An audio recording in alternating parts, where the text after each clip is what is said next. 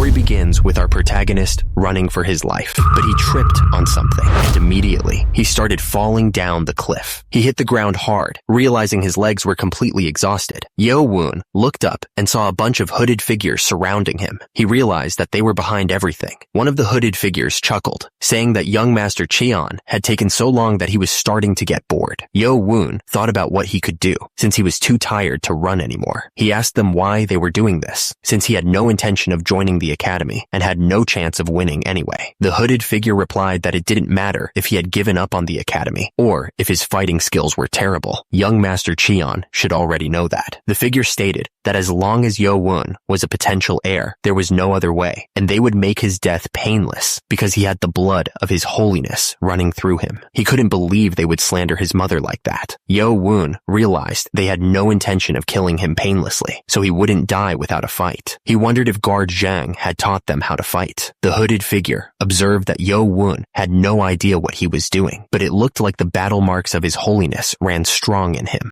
The hooded figure noted how Yo-woon refused to give up despite not knowing the first thing about fighting, and that it would make this hunt all the more rewarding. The hooded figure ordered them to kill Yo-woon. Yo-woon was barely dodging the attacks. At the same time, one of the hooded figures threw something. Yo-woon screamed as a sword hit him. Meanwhile, one of the hooded figures was moving in. One of the hooded figures grabbed Yo-woon by the neck, clenching his fist. The hooded figure chuckled, asking Yo-woon if he was finished. Another hooded figure yelled for the others to watch out, but it was too late. He stabbed Yo-woon. The other hooded figures watched in shock as the protagonist got one of them. The hooded figure chuckled, saying that Yo-woon deserved it. He wondered how this untrained kid could kill a member of the stealth squad. Was it just luck? The hooded figure thought it was impressive that Yo-woon was so smart even when facing death. He wondered what he could do with training. Then, he swung his sword and yelled at Yo-woon. The hooded figure attacked. As a result, Yo-woon was choking. The hooded figure looked down, saying that the games were over. Yo-woon was lying on the ground, looking defeated. He coughed as he was choking. As a result, the view above him blurred. The hooded figure asked Yo-woon how it felt to have a hole in his stomach. Yo-woon thought he was out of tricks, but at least he took one of them down with him. He wanted to make the enemy suffer longer as he died. The hooded figure didn't like this, but he figured it couldn't be helped. They lost a man. He sighed. Suddenly there was a flash. The hooded figure's eyes widened. One of them suddenly exploded. Turns out, Yo-woon was perfectly fine, and the assassins around him were getting wrecked. Yo-woon was barely conscious, but the hooded figure was asking what that white light was just now. The hooded figure felt something and shifted his foot. Then he yelled at the others to turn around and look behind them. They all turned to see a strange blue figure standing in the forest. The new guy with modern-looking clothes was a contrast to this ancient era.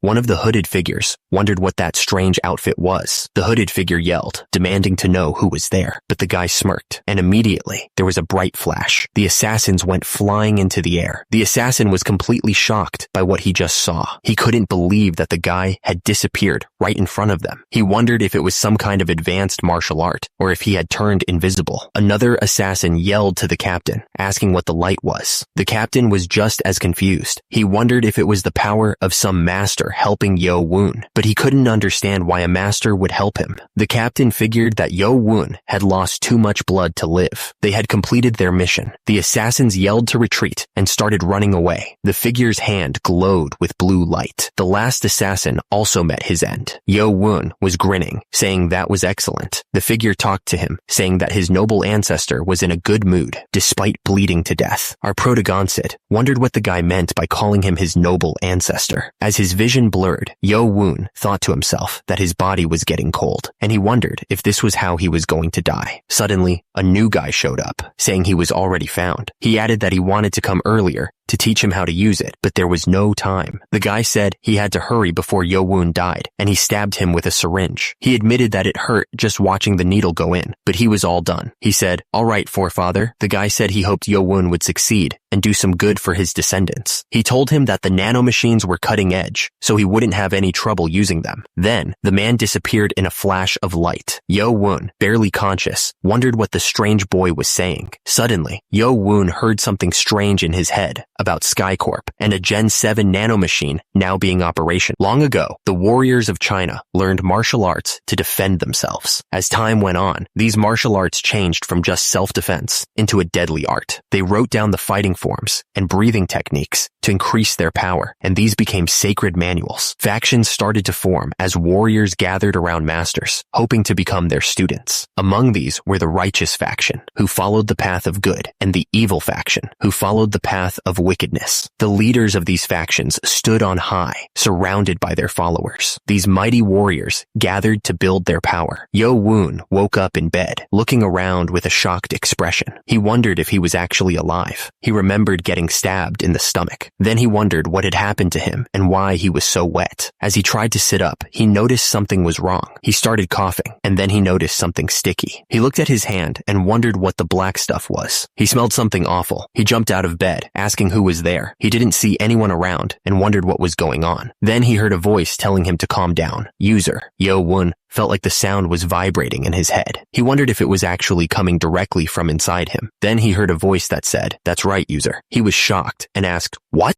He screamed, asking who was talking to him. The voice responded that it was SkyCorp's Gen 7 nanomachine. Yo Woon didn't understand a word and shouted, asking who they were and why they were doing this to him. The voice repeated that it was a Gen 7 nanomachine. Yo Woon repeated the word machine. Then the voice confirmed that it was a nanomachine. Yo Woon trembled, asking if it was true, if it was really the revered machine. Meanwhile, two men were talking. One said, "This way, Physician Beck," and the other responded, "Very well." Then, one of them asked if it was an assassination attempt, and the other confirmed. The man thought that they had always looked down on the young master and tried to kill him before, but he never thought they would try to separate him from the young master, because if they could trick someone like Guard Zhang, it had to be the stealth squad. It was a miracle that the young master survived. Meanwhile, the two men continued to walk deeper into the building. The man paused, thinking to himself. Well, he started gasping for air. Turning around, he saw someone standing over a dead body. There was only one whole body left intact. He was lying there, stabbed by the dagger that was given to the young master. Then he heard the sound of breathing. Not too far from the bodies, Yo Woon was lying in a signs of battle. He had lost a lot of battle marks, but at the same time, two men were talking. The first man noticed that the young master had no wounds on his body. The second man agreed. The first man wondered who could have helped him. He didn't think the patriarch would involve himself in such spats. The second man agreed, saying it was interesting. So they decided to hurry to the young master's chambers. Yo Woon looked around, completely confused. He was wondering what a user was. Yo Woon was sitting on the floor when he heard a voice asking if he wanted to proceed. Suddenly, blue light started to surround him. He started choking and then threw up everything he had in his stomach. He coughed, and the voice said it was normal after the first transfer of information and that it wouldn't happen again. He was still very confused, though. He looked at his hand and asked if it was a nanomachine. The voice confirmed it, saying there were over 6 billion nanomachines in his body. Yo Woon sighed, realizing it wasn't a human or the machine. He then wondered if it could leave his body if he wanted it to, but the transferred information stated that it was programmed to only exit his body if he died. The young master remained sitting on the floor, thinking about everything he had just learned. He wondered why this was happening to him. Who put the nanomachine inside him? At that moment, Hu Bong knocked on the door, announcing that Physician Beck was there to see him. Yo Woon was shocked. He told the nanomachine to stay quiet because he didn't want anyone to think he was crazy for talking to a machine in his head. He told it they could continue to communicate through thoughts only, and then he muted it temporarily. Hu Bong thought the young master was still asleep, so he examined him quietly. But then, he realized that Yo Woon was awake. He asked how he was feeling, but then he suddenly gagged. Hu Bong suddenly smelled something weird and asked the young master what it was, then realized that he forgot. At the same time, Physician Beck was thinking about something. The physician remembered that they had met before when he took care of his mother when she was sick. He asked for the young master's hand to check his pulse. As Physician Beck checked Yo Woon's pulse, he flinched. The physician said something was strange, which made Hu Bong ask if something was wrong with the young master. But the physician told him that it was quite the opposite, and that this was very lucky. Physician Beck explained that the toxins had left his body, and his qi was flowing well. He asked if Yo Woon had taken some kind of special herb. Hu Bong looked confused, and asked what the physician meant, as Yo Woon looked up from the bed. Physician Beck told him that his body was now in perfect condition condition to learn martial arts. Yo-woon was shocked. Yo-woon looked at the black sticky substance on his body and wondered if that was the toxins that came out of him. He wondered if the nanomachine did this. The nanomachine confirmed it. Suddenly, Yo-woon was standing in the middle of a blue light as the nanomachine scanned him. Yo-woon smirked. The demonic cult really respects martial and demonic arts, and among the different groups inside, there are 6 main sects: the shadow, sword, stealth, poison, saber, and musician sects. These sects made a deal to give their maidens to the leader of the demonic cult so he could have heirs. These heirs can become minor priests and are raised by their mothers' families. When they get older, they go to the Academy of the Demonic Arts. The Academy of the Demonic Arts only opens once every 10 years. The instructors are the best masters in the cult, and their goal is to make the students fight each other to improve their martial arts skills. But there's a time when the competition gets super intense. It's when the candidates for minor priesthood enter the academy. Members of the cult call this the grand tournament for the minor priesthood. The physician thought to himself that someone must have helped Yo-woon, since he was perfectly healthy now. He told Yo-woon that he would prescribe some herbal medicine to help him recover. Yo-woon offered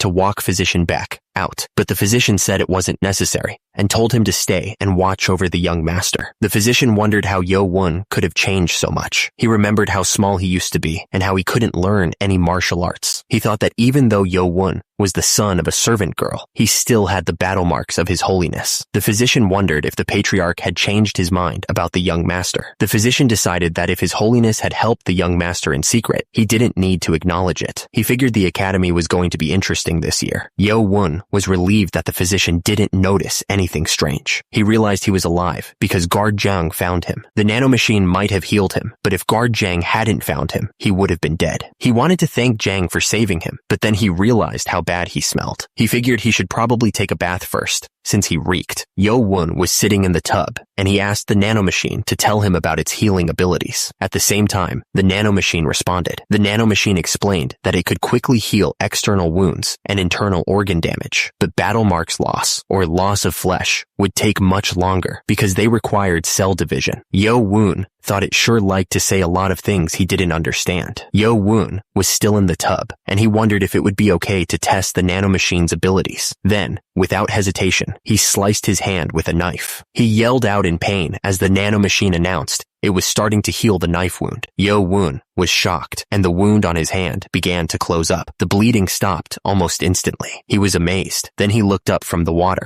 Yo-woon couldn't believe he had just seen that happen. He knew he could heal, but he wondered if he could use all the other abilities the nanomachine had given him. He decided he would test them out as soon as he was done with his bath. Yo-woon started flexing his pecs. Yo-woon couldn't believe it. His muscles had grown like he had been training for years. He asked if the nanomachine had done this too. The nanomachine confirmed that it had restructured his body. The old man came in with his clothes, calling him young master. Yo-woon replied that it was scientifically impossible to create something from nothing. He added that it wasn't hard to restructure battle marks vessels, tendons, and muscles. The old man thought Yo-woon was talking strangely again, and that all the studying he did was a waste of time. Yo-woon told Nano he was in the library and asked what he should do now. The nanomachine told him to hold a book in front of him and turn the pages one at a time. Yo-woon asked if he should just skim them. The nanomachine said yes. It looked like the only martial arts books there were about acupoints and chi circulation. The nanomachine said that even if someone trained with the 3 powers breathing method for a lifetime, they probably wouldn't even reach the level of a third-rate master. It would probably be better to learn the acupoints. Yo-woon told Nano he was going to start. At the same time, Nano told the young master to proceed. Nano announced it was done and that the acupoint text was complete. Then Nano asked if he wanted to proceed with the transfer. Yo-woon confirmed that was correct and told Nano to proceed. Immediately, a surge of energy coursed through him. There was a whooshing sound as the contents were transferred. Yo-woon gasped and wobbled. Yo-woon was still gasping for air, but Nano assured him that he would adjust soon. Nano then asked if he was worried about him. Yo-woon called him a soulless scoundrel. Yo-woon wondered what he should do now. He thought about the information he wanted, like when he received the transfer of the instruction manual. He knew that acupoints played an important role in the meridian channels and associated vessels for chi, and that the 2 major kinds of acupoints were critical and reservoir acupoints. He realized that critical acupoints are also called paralysis points because striking them can cause one to become momentarily paralyzed. Yo Woon was shocked, saying it wasn't simply memorization and that he understood the whole text. Nano said that it had also corrected any errors in the text before transferring it. Yo Woon was shocked that there were errors. Nano confirmed that it had corrected errors regarding the acupoints based on the information stored in its database. He realized that with this ability, he could study martial arts texts faster than anyone else. Yo Woon smirked, thinking that the other 6 young masters had trained in the advanced martial arts since they were small, but because of their tact and watchful eyes, all he could learn was the 3 powers breathing method. He'd heard that the library in the Academy of the Demonic Arts held not only the demonic martial arts texts, but the texts pillaged from the righteous and evil factions as well. Yo Woon realized that he had a clear goal now. He was going to use his new ability to become the strongest at the academy. Meanwhile, this was the residence of the stealth sect's successor to the minor priesthood, located in the southeast corner within the demonic cult city walls. The guy was furious that he asked his squad to get rid of some trash, but all 5 of them died. He couldn't believe it. He figured a hidden master must have been involved, and he called out young Master Majium's name. The other guy snapped his fingers, apologizing to young Master Cheon. The man thought that someone of such low birth should be helpless, but it seemed he was hiding something. He had even separated him from his guard. He wondered if someone else was protecting him, maybe her father. The guy figured he didn't want to dirty his hands, but it looked like he didn't have a choice. Cheon Yo Woon clenched his fist, promising to kill the man himself at the Academy of Demonic Arts. The sun rose over the mountains, painting the sky with light. Turns out, Cheon Yo Woon was so nervous that he couldn't sleep at all. He was just lying in bed, wide awake. It seemed like it was still dawn, but it was finally the day for him to enter the Academy of Demonic Arts. Suddenly, a man appeared, swinging a sword right in front of the building.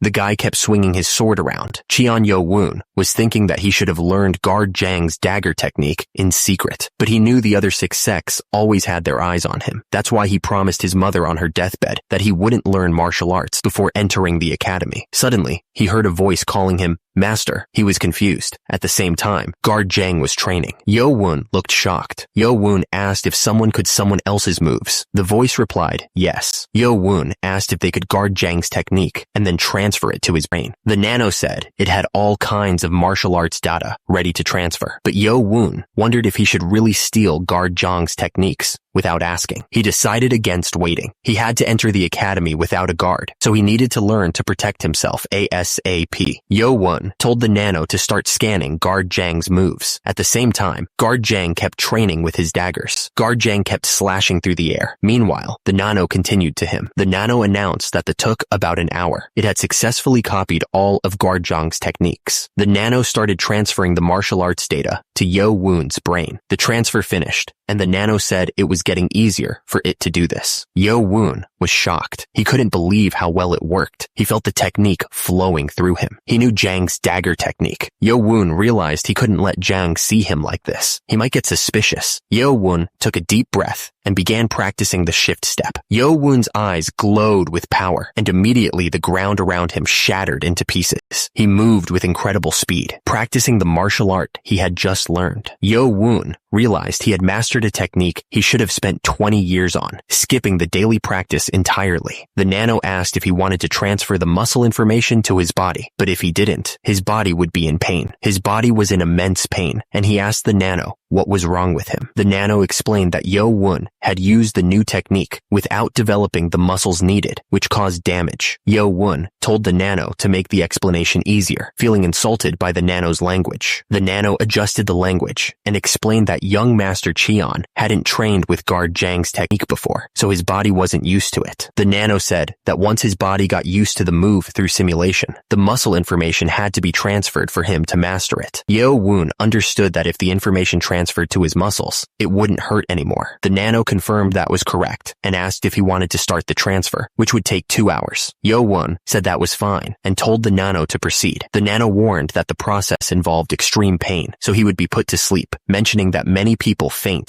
during the process. Yo-woon wondered if he should risk it. He asked if he could proceed without being put to sleep, and if he could still be put to sleep if he couldn't handle it. The nano started the transfer. At first, Yo-woon thought he had worried for nothing and that it just tickled. Suddenly, he was hit with a wave of pain and screamed. The nano started the anesthesia, and with that, Yo-woon passed out. Meanwhile, someone was cooking in the kitchen and tasted the food. He smiled, thinking he would go all out today and cook all of the young master's favorites. The cook remembered that it had been 5 years since he started cooking for Yo-woon, and he couldn't even cook rice back then. A woman, seemingly on her deathbed, told guard Jung that she was leaving Yo-woon in his hands. The cook looked up, thinking about how Lady Hua had died from small doses of poison 5 years ago, and that the young master was now entering the Academy of Demonic Arts. He asked Lady Hua to watch over the young master so that he could cook for him again. Suddenly, Yo-woon flinched, seemingly in pain. Immediately, the cook slammed open the door and asked if the young master was okay. The cook found the young master passed out on the table and shouted in surprise. Immediately, he checked Yo-woon's pulse. The cook found that his pulse was normal, and he wondered what Yo-woon had been doing. Then, the cook noticed some footprints on the ground. He touched the floor to see if they were still wet. The cook realized that the young master had been watching him train for about 2 years. He couldn't believe that Yo-woon had caught up with 20 years of his training just by watching him for 2 years. The system announced that the conversion of muscle fibers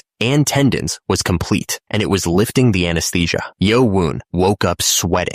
Yo-woon was gasping for air, saying that he would never do that again. At the same time, Nano told him that it had warned him. Yo-woon wondered why he was lying on the floor, and if guard Jang had been there. Then, he noticed the dagger on the floor. Yo-woon wondered if it would hurt to use the dagger technique now. Nano told him that it had converted his muscle fiber and tendons to the same level as someone who had trained for 20 years. Yo-woon agreed and slashed with the dagger. Immediately, he was shocked by the power. Yo-woon noticed that the sequence was the same, but his moves were more accurate and powerful. The feeling of slicing through the air was incredible to our hero. He slashed and twirled the dagger. Yo-woon finished the first sequence. Then, he prepared for the first step of the second sequence. He stepped down with so much force that the floor cracked. Yo-woon was surprised. He realized he was able to leave such deep footprints, even without mastering the internal technique. Yo-woon realized he had mastered the external technique, even though he had 0 internal technique. He figured guard Jang was going to be shocked when he saw this. At the same time, the cook knocked on the door to bring the young master his breakfast. The cook panicked, wondering what he should do. He realized pressing down on the floor wasn't helping at all. Meanwhile, the cook called out to the young master again. The cook entered the room, saying he was hungry today. He noticed that Yo-woon always took his meals by the window. At the same time, Yo-woon smiled, thinking he wouldn't be coming home for a while, so he felt like switching things up a bit. Yo-woon hoped the cook didn't notice anything. He saw his favorite meal, sautéed bok choy, roast pork, and fried egg on rice. Yo-woon thought the cook really knew him, and since he was entering the Academy of Demonic Arts today, this might be the last time he got to eat Jang's cooking. Suddenly, he felt acid reflux because of the change in emotion. Nano told him to swallow food and saliva to counteract the secretion of stomach acid. Yo-woon told Nano to be quiet and stop talking in a language he couldn't understand. Yo-woon decided to focus on his meal and planned to eat every last bite. Guard Jang told him to slow down, but the young master just said, "Right." Guard Jang thanked the young master, but then he got serious and asked when Yo-woon had learned his dagger technique. Yo-woon was confused and stammered, asking what Guard Jang meant by that. At the same time, Guard Jang dragged the barrel away. Guard Jang kept pulling the barrel, making a loud scraping sound. Guard Jang realized that this was the first step of the second sequence, and the mark was much deeper than before. He knew he wasn't mistaken. Yo-woon knew that stealing another warrior's technique was a big no-no in Murim. He thought he had been blinded by Nano's power and done something unforgivable. He had nothing to say, even if Guard Jang hated him for it. Guard Jang told the young master that he had done well. He didn't care that Yo-woon had learned the technique in secret. He would have taught it to him sooner if it wasn't for the pact of the sixth sex. Yo-woon was surprised, and then he saw that Guard Jang was giving him the key tips to circulate chi for the dagger technique. He wondered why. Guard Jang added that he would also give him the breathing technique, but there would be far better texts in the academy. He told Yo-woon that he would do better to learn those instead. A tear landed on the paper. Yo-woon started to whimper. Guard Jang watched Yo-woon's reaction. Yo-woon, overwhelmed, swore he would never cry again.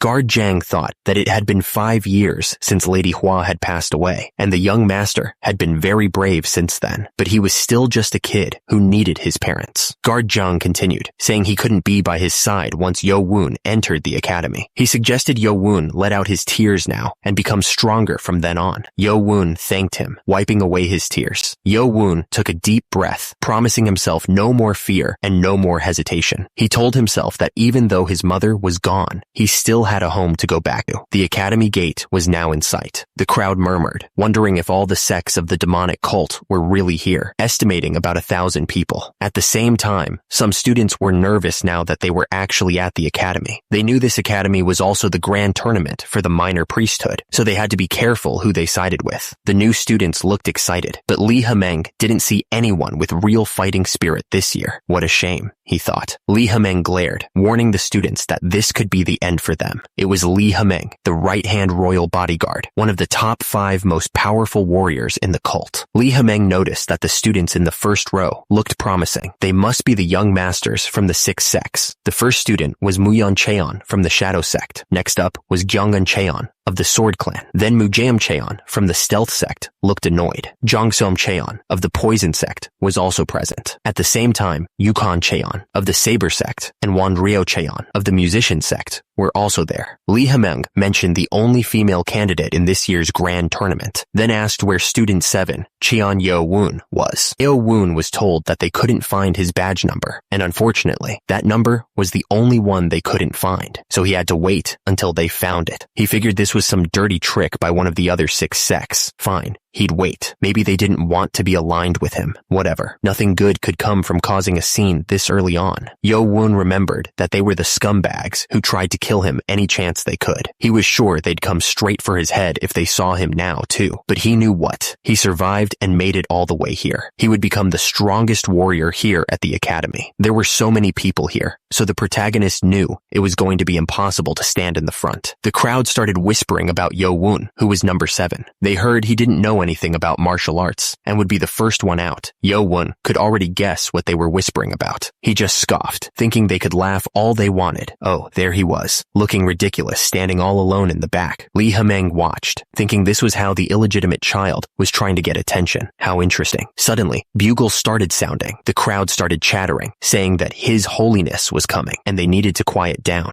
The nobles walked by with their usual arrogance. At the same time, the students watched them pass. They kept walking, not paying attention to anyone. Meanwhile, a masked man kept glaring. The nobles kept muttering as they walked. Then a man stumbled forward. Li Hemeng clicked his tongue, asking why he was dressed in such shabby clothes, calling him a drunkard. The drunk man glared at Li Hemeng, asking what the hell the redhead was looking at. He introduced himself as Mad Blade Sob Meng, left-hand royal bodyguard to the patriarch. Then Ragyom Ma, the Lord of Darkness and head royal bodyguard, announced the beginning of the ceremony. At the same time, the camera focused on Cheon Yujong, the patriarch, sitting on his throne. The crowd was buzzing, but Yo Woon could only focus on the patriarch. He was overwhelmed by his father's presence, barely able to look at him. Ragyom Ma shouted, demanding silence from everyone. Ragyom Ma announced that they were ready and bowed to the patriarch. The ceremony was about to begin. Ragyom Ma welcomed all the talented young ones to the academy who would lead the cult's future. The crowd was surprised by his profound breathing technique. At the same time, Yo Woon could clearly hear his voice, even from the back row. Ragyom Ma continued, saying that at this academy, they would hone their skills and become the driving force behind the cult. And the crowd cheered. The crowd bowed, thanking their holiness. Meanwhile, a man glanced sideways. As the crowd listened to the speech, Yo Woon watched them with a cold expression. At the same time, the crowd seemed very excited about the academy. Someone turned around to look at Yo Woon. Meanwhile, Yo Woon's eyes narrowed. The guy thought it was the first time they'd ever met, but he was still so cold. He sighed. The guy thought it was fine. He didn't expect much from him anyway. He hadn't even seen him when his mother passed. Now that the speech was over, it was time to get down to business. As a result, the crowd started chattering. Li Hemeng was getting angry, and it showed on his face. At the same time, the students were flinching, sensing the shift in mood. Li Hemeng looked like he was about about to explode. Lee Ha-meng announced that he was going to make things simple and that they should listen up. Lee Ha-meng explained that at the academy, they would train through 6 stages over 4 years, and each stage would have an exam they could only try once. As a result, the students started murmuring, realizing how serious this was. Lee Ha-meng smirked, saying it looked like they all got the gist of it, and that students who failed would be kicked out. Then, someone lifted his hand to ask a question. One of the students raised his hand, wanting to ask something. Lee Ha-meng got angry and asked who dared to interrupt him. As a result, the student who raised his hand got a jolt of electricity. Lee Ha-meng questioned if the student had heard him. He asked what the student was going to do about it. Lee Ha-meng reminded them that they lost all their privileges as heirs the moment they stepped into the academy. Lee Ha-meng asked if he wanted to be disqualified from the tournament before it even began. The student apologized immediately, realizing he had messed up. Lee Ha-meng knew what they were thinking. They only get one try at each test, so their chances of making it to the end are low. But those who pass each stage will get 3 special rewards. The first reward is a demonic dragon marble. One of the students wondered if it was what he thought it was. Turns out, it's a miracle medicine that can give you the power of 20 years of internal energy training. The students wondered if they could absorb 120 years worth of training if they passed all 6 stages and took all 6 marbles, which would make them masters already. But the more you absorb, the weaker the effects are, and it's hard to absorb the energy in the first place. If it was easy, the masters would have already taken them all. 6 stages, huh? Yo Woon thought to himself that he hasn't trained his internal techniques at all. But if he can pass the tests, he could improve them much quicker with the marbles. The second reward is access to the martial arts manuals. Lee Ha-meng explained that the manual library at the academy has 5 floors. Each time they move on to the next stage, 1 more floor will be unlocked. Lee Ha-meng explained that, depending on how well they do, they'll get to study manuals from the 6 sects and even the royal bodyguards. The students were excited, thinking this was their chance to learn divine techniques and become martial arts masters. Meanwhile, Yo Woon thought that if he's going to survive, access to those manuals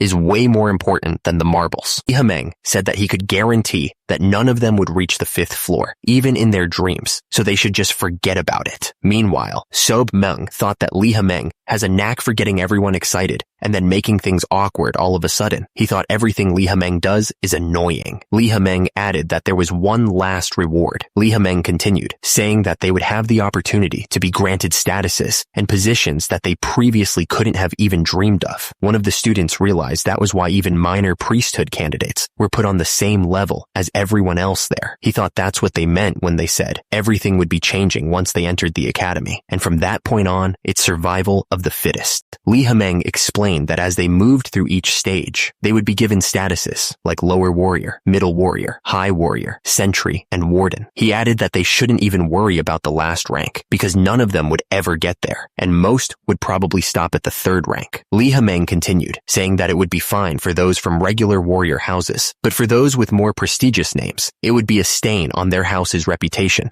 to have their careers cut short at just a measly warrior rank. He asked if they could really say there were 6 stages to the academy's training, since reaching the last stage was pretty much impossible, and that over the hundreds of years the academy had been running, less than 10 people had made it that far. Lee Ha-meng stated that if they could rise through the ranks, their value would be acknowledged at the academy. He added that they might all begin at the same starting point, but as things progressed, they would find themselves at different points within the hierarchy and would have to follow it. One of the students realized that before, just staying alive was the only thing he needed to focus on, but now he would need to beat the competition if he wanted to survive. Lee Ha-meng said that was the gist of how things would go there. He announced that they would begin the first stage examination to assign them to their dorms and groups. One of the students was shocked. The students started muttering, shocked that they were already taking the stage examination. They complained that they weren't supposed to be tested before being taught anything. Lee Ha-meng said that if they couldn't pass the examination, they would be kicked out of the academy. He added that those who failed weren't worthy of even a lower warrior title. Lee Ha-meng explained that the first stage examination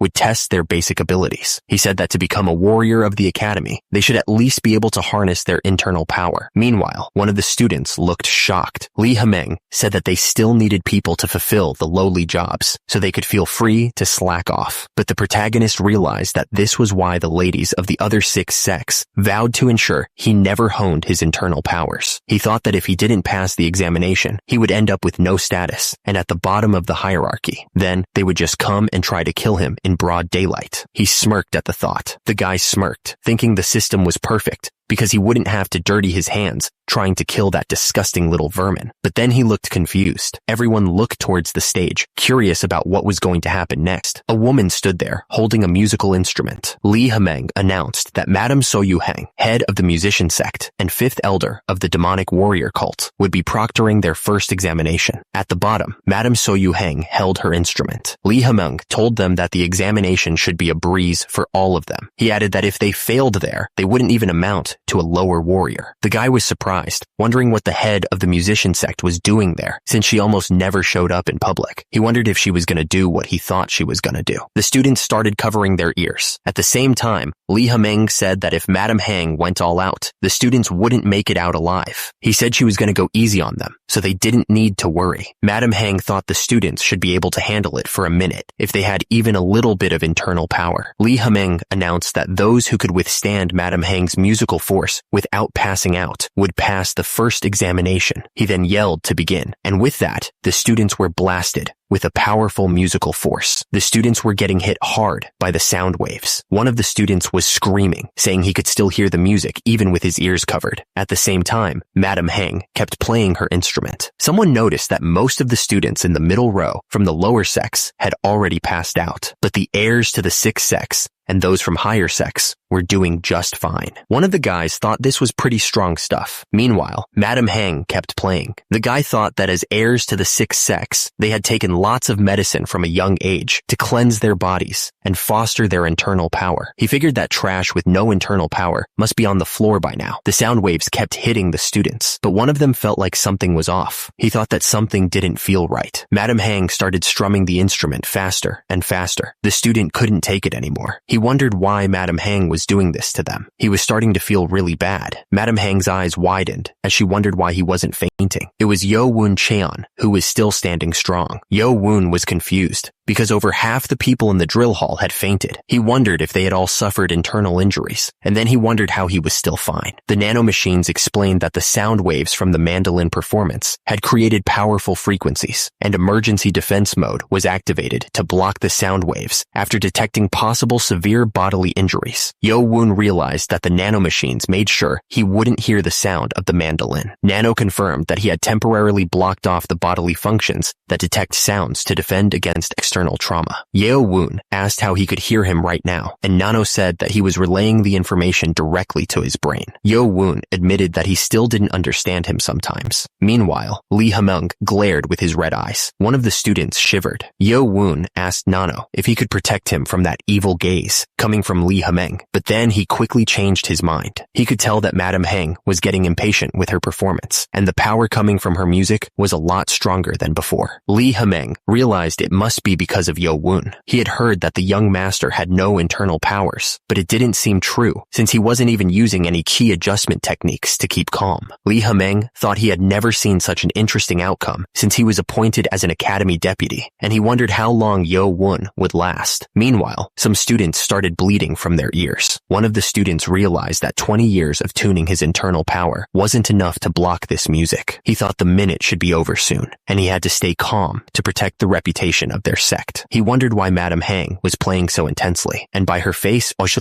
she looked really angry too. The music was getting intense, and one of the students suddenly yelled to wait a minute. The young lady looked back, wondering what was happening. At the same time, the other students were also confused. They wondered why he looked so startled, and if something was going on behind them. Turning around, they could hear the music getting louder. The students couldn't believe that someone like Yo Woon, who didn't have any internal power, could stay so calm. It just didn't make any sense to them.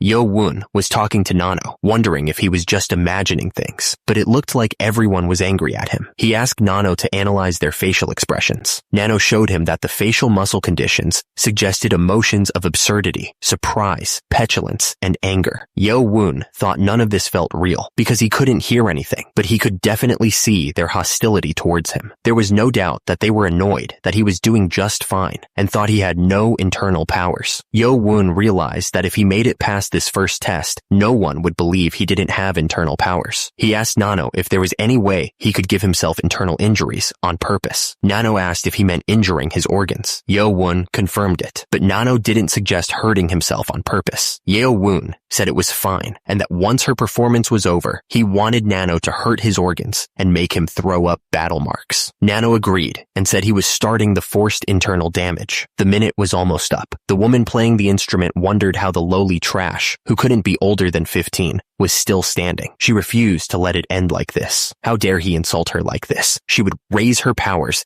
and tear him apart. There was no way he could handle this. Lee Hameng thought this was dangerous. At the same time, the woman kept playing the instrument. Madam Heng kept playing, and the sound made people want to throw up. Lee Hameng yelled at Madam Heng to stop because it was too dangerous. Madam Heng ignored Lee Hameng and kept playing. At the same time, the students were all passed out on the ground. The students were coughing and barely able to stand. The guy with the bottle thought that if she had turned it up even a little bit more, no one would have passed the first test. He couldn't believe she was acting like that. Madam Heng wondered what was going on and realized she'd gotten angry and used half her power on that little brat. The woman was angry that the brat broke the rules. She blamed Yo Won for everything. Yo Won twitched while a student started to feel sick. The student started vomiting battle marks while Lee Hameng looked worried and Madam Heng kept playing. Another student looked up, confused about what was happening. A student fell to the ground, coughing up a ton of battle marks. People around him were wondering what had happened. The student looked up, realizing it was the nanomachine's fault. It had done damage to his organs to make him throw up as much battle marks as possible. He realized he wasn't dying, after all. He kept coughing, battle marks splattering everywhere. Lee Hameng realized that if the student died during the exam, the responsibility would fall on him as the academy deputy. He couldn't let the kid die, since he shared battle marks with the Holy One. Lee Hameng rushed forward, grabbing the student. He asked if he was all right. The nanomachine told him that he was suffering from battle marks loss and would fix his organs. Lee Hameng was holding Yo Won, who had just passed out. He told him that he didn't have to act so tough and could have just fainted. Lee Hameng was worried, thinking that the young master was in critical condition. He wondered how strong his internal powers were to have endured all of that. Then, Lee Hameng realized that Yo Won didn't have any internal powers at all. Lee Hameng was shocked, saying that Yo Won was just a reckless little brat. He didn't expect much from the unlucky 7th young lord. Lee Hameng thought that Yo Won made it through the first examination with no internal powers and only through his own determination. He waved for the demonic way. Lee Hameng ordered everyone to bow and take Yo Won to the infirmary. Lying in someone's arms, covered in battle marks, Yo Won begged the nanomachine to hurry and heal him. Madam Heng was confused. She thought he was doing fine against her music, but he had suffered serious injuries. Then, Lee Hameng moved with incredible speed. He told Madam Heng that she had crossed the line. Madam Heng asked what he meant by that. He shot back, saying that she almost killed the boy. Madam Heng wondered if the kid had weak internal powers, but then realized that he didn't have any to begin with. Lee Hameng explained that he had tried to stimulate him with raw energy to see if he would get a reaction, but nothing happened, and his pulse was the same. Madam Heng was shocked. She couldn't believe that he could endure her musical force without even the slightest internal power. If what Lee Hameng was saying was true, the boy should have fainted like the rest of the students. Lee Hameng said that Yo Won had suffered severe internal injuries and had endured her music solely through his own determination. Madam Heng was surprised, commenting that the boy had a shockingly strong will to survive. Lee Hameng thought that if it weren't for the boy's low status, he would have taken him as his student, but he knew that nothing good could come from defying the 6 sex. Suddenly, Shob Meng started chugging down alcohol from his gourd. Shob Meng was impressed that the kid had endured all that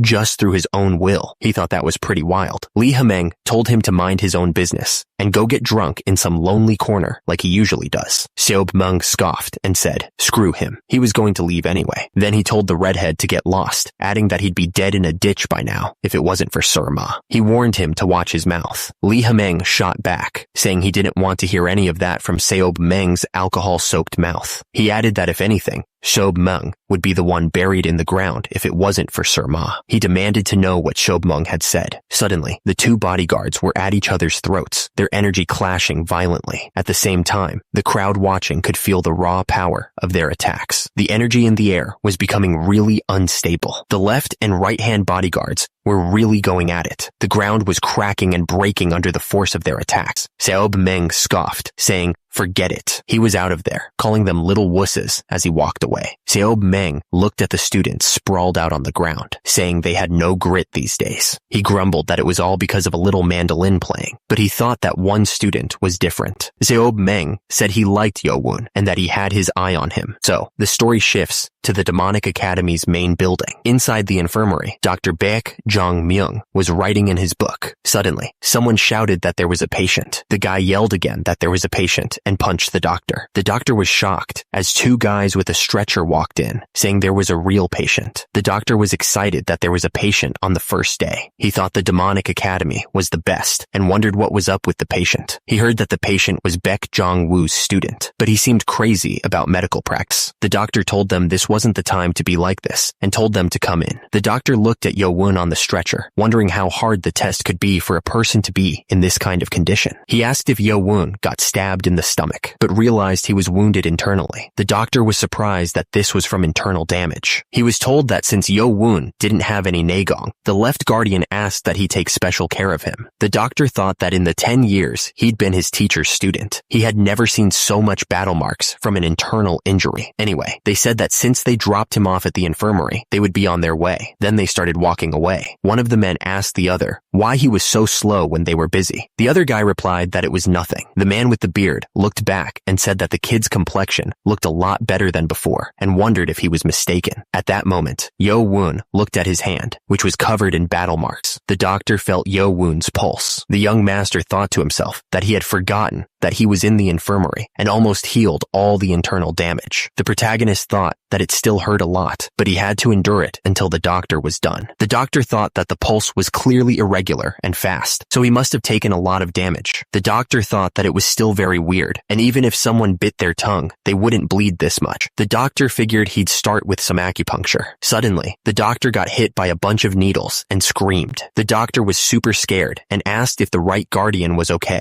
Seob Meng showed up drinking and asked what was going on. The doctor was surprised to see him and said that the little guy, who used to cling to his teacher like a coward, had become the academy's doctor and that he still had that annoying tone. Seob Meng asked what the right guardian was doing at the infirmary, since he shouldn't be hurt at all. Lee Ha-meng said he didn't want to be there either, telling him to rest well. Seob Meng watched him leave, saying he could never figure Lee Ha-meng out. He turned his head back to look at Yo-woon, saying that he was a very interesting kid. Yo-woon was still lying in bed, seemingly surprised by something. Yo-woon was lying in bed, still pretending to be hurt, but he was thinking about something. He wondered why someone was in the infirmary. He suddenly smelled alcohol. It was Seob Meng. Seob Meng was standing over him, asking why he was pretending to be asleep. Seob Meng's hand was glowing with energy. Seob Meng attacked, but Yo-woon managed to block it while still lying down. He was surprised. Someone was watching the fight and was stunned by what he saw. He couldn't believe that someone could raise a person without even touching them. He thought that Yo-woon must be the right guardian of the school. Yo-woon was sitting up, surrounded by blue energy. He wondered if he had been sat up using internal energy. Our hero tried to move, but he couldn't. His body wasn't fixed yet. Seob Meng was still standing over him, smiling. He warned that if Yo-woon kept pretending to sleep, he would hit him in the face. Yo-woon realized he had been caught. Yo-woon was shocked that he had been caught, wondering how Seob Meng knew he was awake. Seob Meng just smirked. Seob Meng started laughing, finding the whole situation pretty funny. Yo-woon looked up at him, but Seob Meng just kept laughing, saying that he shouldn't be so bold in front of a guardian. Seob Meng grabbed the young master by the neck, explaining that any experienced warrior could tell if someone was faking sleep just by listening to their breathing. Yo-woon was surprised that Seob Meng could tell just from his breathing. Seob Meng explained that the average breathing count for a young man is about 12 to 20 per minute, but Yo-woon's breathing was 8 times that,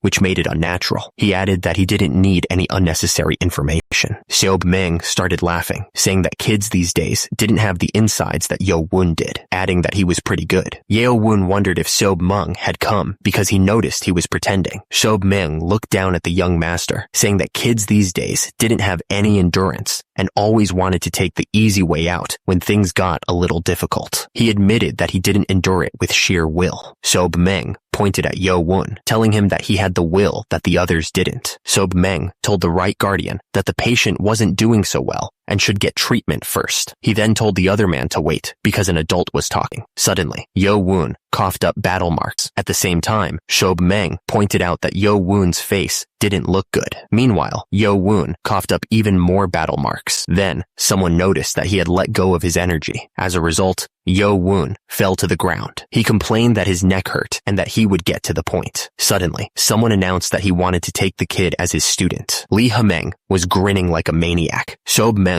looked at Lee Hameng, confused. Yo Won was still lying on the ground, hurt. Lee Hameng didn't care and started drinking from his flask. Sob Meng was shocked, staring at him, while Yo Won was still out cold. Lee Hameng was serious. He said he wanted to take the kid as his student. Lee Hameng looked down at the kid, asking if anyone didn't know who he was. Yo Won, still on the ground, asked if the 6 clans wouldn't hate him for taking him in. Lee Hameng just laughed. He asked what they could even do about it. Lee Hameng added that they'd still have to compete with each other, with or without him. Yo Won was lying down, thinking that this was a great chance, but he wondered if it was a trap. Seob Meng was watching him quietly. Seob Meng thought that this was the famous 7th prince. He knew they'd play tricks at the academy, but making him lose so much battle marks was too much. Yo Won didn't know what to say because the offer was so sudden. He'd also have a teacher in the academy. He was worried that he'd look like he was begging to be his student. Sob Meng figured the kid had a lot of doubts, which was to be expected after the life he'd lived. Yo Won finally said that he would do it. Sob Meng was smiling, saying that if he wasn't convinced, he'd offer something that he couldn't turn down. Seob Meng stood over him. He asked what the paper was, saying it was what he needed to survive in the academy. Sob Meng smirked, pointing out that he was stuck in the infirmary as soon as he got to the academy. He asked if he wasn't worried about falling behind, even though he was able to pass the first test with sheer will. He wondered if someone without Negong like him could pass the second test. Seob Meng pointed out that anyone who wanted to be a warrior needed to think a step ahead of others, asking if he was planning on staying in the infirmary for 2 weeks and getting pushed behind from the start. He knew that while he was stuck in this place, the others would certainly move forward a lot. He couldn't deny that, but he'd have to stay here for a bit to avoid suspicion. Seob Meng took a swig from his jug, looking like he was about to start something.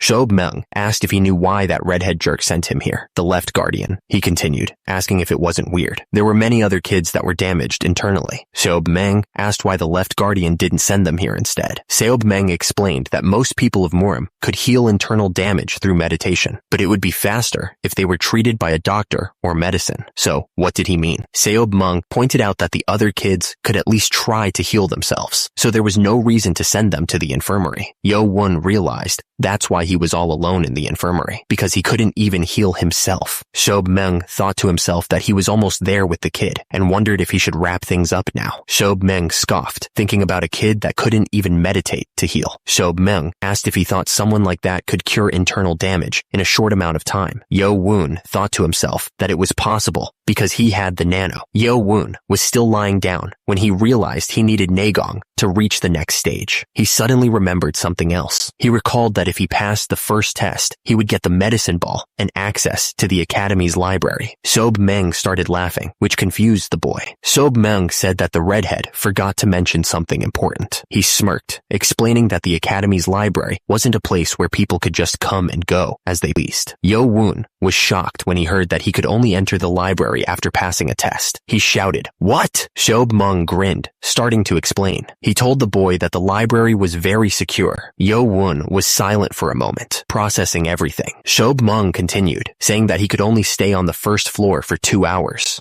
Sob Meng chuckled, saying that there were limits, and it was like crossing mountains all the time. He added that the time he got to spend there would increase as he went higher up. Sob Meng continued, explaining that he wasn't allowed to write anything down. He had to memorize everything before he left. He added that memorizing just 2 books was already a lot. Yo Won realized that this gave him a huge advantage. With the nanomachine's scanning skills, our hero thought he could probably hundreds of books in 2 hours. Sob Meng finished by saying that 4 years at the demonic academy would really test the boy's limits, especially since he didn't have any inner energy. Yo Won wondered if Sob Meng was implying that he was different from the others, since most of them had trained in their clan's martial arts, and he had neither martial arts nor inner energy to survive the threat of the six clans. Yo-won wondered if he really needed to become Lee Ha-meng's student. Yo-won noticed a paper lying next to his head. He wondered if it was the breath of Nagong. Lee Ha-meng chuckled, saying that Yo-won wasn't as dumb as he thought. He confirmed that it was indeed the breath of Nagong and offered to teach it to him right away if he became his student. Yo-won clenched his fist, thinking that even if he wasn't sure about Lee Ha-meng's intentions, he needed someone on his side. He realized this was his chance to learn the breath of Nagong, something he couldn't because of his oath with the six clans. Lee Ha-meng smirked. Without hesitation, Yo-won dropped to his knees. He asked Lee Ha-meng to accept him as a student, acknowledging him as his right guardian. Lee Ha-meng smirked, enjoying this. A student must bow to his teacher twice. Lee Ha-meng used his energy to lift the boy, telling him to get up. Yo-won looked shocked as he was lifted into the air by Lee Ha-meng's power. Lee Ha-meng declared that the battle marks of Cheon shouldn't bow to anyone other than the Lord himself. Lee Ha-meng told him to rest for the day and to memorize the points of the breath of Nagong until he got back. Lee Ha-meng told his henchmen to take good care of his new student before hitting him on the head. Yo-won was still lying down, but Lee Ha-meng was already leaving with a smile on his face, but his breath stank as always. Baki asked if our hero was okay, saying it was as chaotic as if a storm had passed by. Baki congratulated the boy on becoming the right guardian's student. Yo-won thanked him for that. The man checked his pulse, saying that his internal damage had messed him up pretty bad and that he would be back with acupuncture tools soon. Yo-won just said okay as he lay there. He thought about how many opportunities he'd been given, thanks to Nano and the right guardian. In the middle of all these enemies at the academy, he thought about his mother and guard Zhang. He realized that for once, there was someone on his side. The demonic academy's practice field was vast, full of students. At the same time, some people were sitting, probably waiting for something. Meanwhile, another group was standing and looking in the same direction. Lee Ha-meng told the left guardian that he would report the results of the first test. Hao Jinchang reported that 415 people passed, including Cadet 7, who was taken to the infirmary. Lee Ha-meng thought that was 200 less than the first test from 10 years ago, and that Elder Hang's energy waves were too much. Lee Ha-meng figured that the ones who failed probably didn't think it was fair. One student yelled that he didn't pass out, and he shouldn't be kicked out just because he had bubbles coming out of his mouth. He said it wasn't fair. Another student asked if they didn't understand. He asked if they thought they could live their whole lives in service or farming, and how he was supposed to live a life like that. A man said that it seemed like they couldn't accept the results. He agreed with them and said there was no other choice. He commanded that the rebelling ones be kicked out of the demonic academy. A dude yelled as he got punched right in the face. He coughed, and then another man punched him. The force of the punch sent the guy flying backwards. A man with white hair clicked his tongue, saying that the ones in front had great skills, and the ones who were kicked out wouldn't be able to beat them. He figured that because they were being stubborn, they wouldn't learn anything.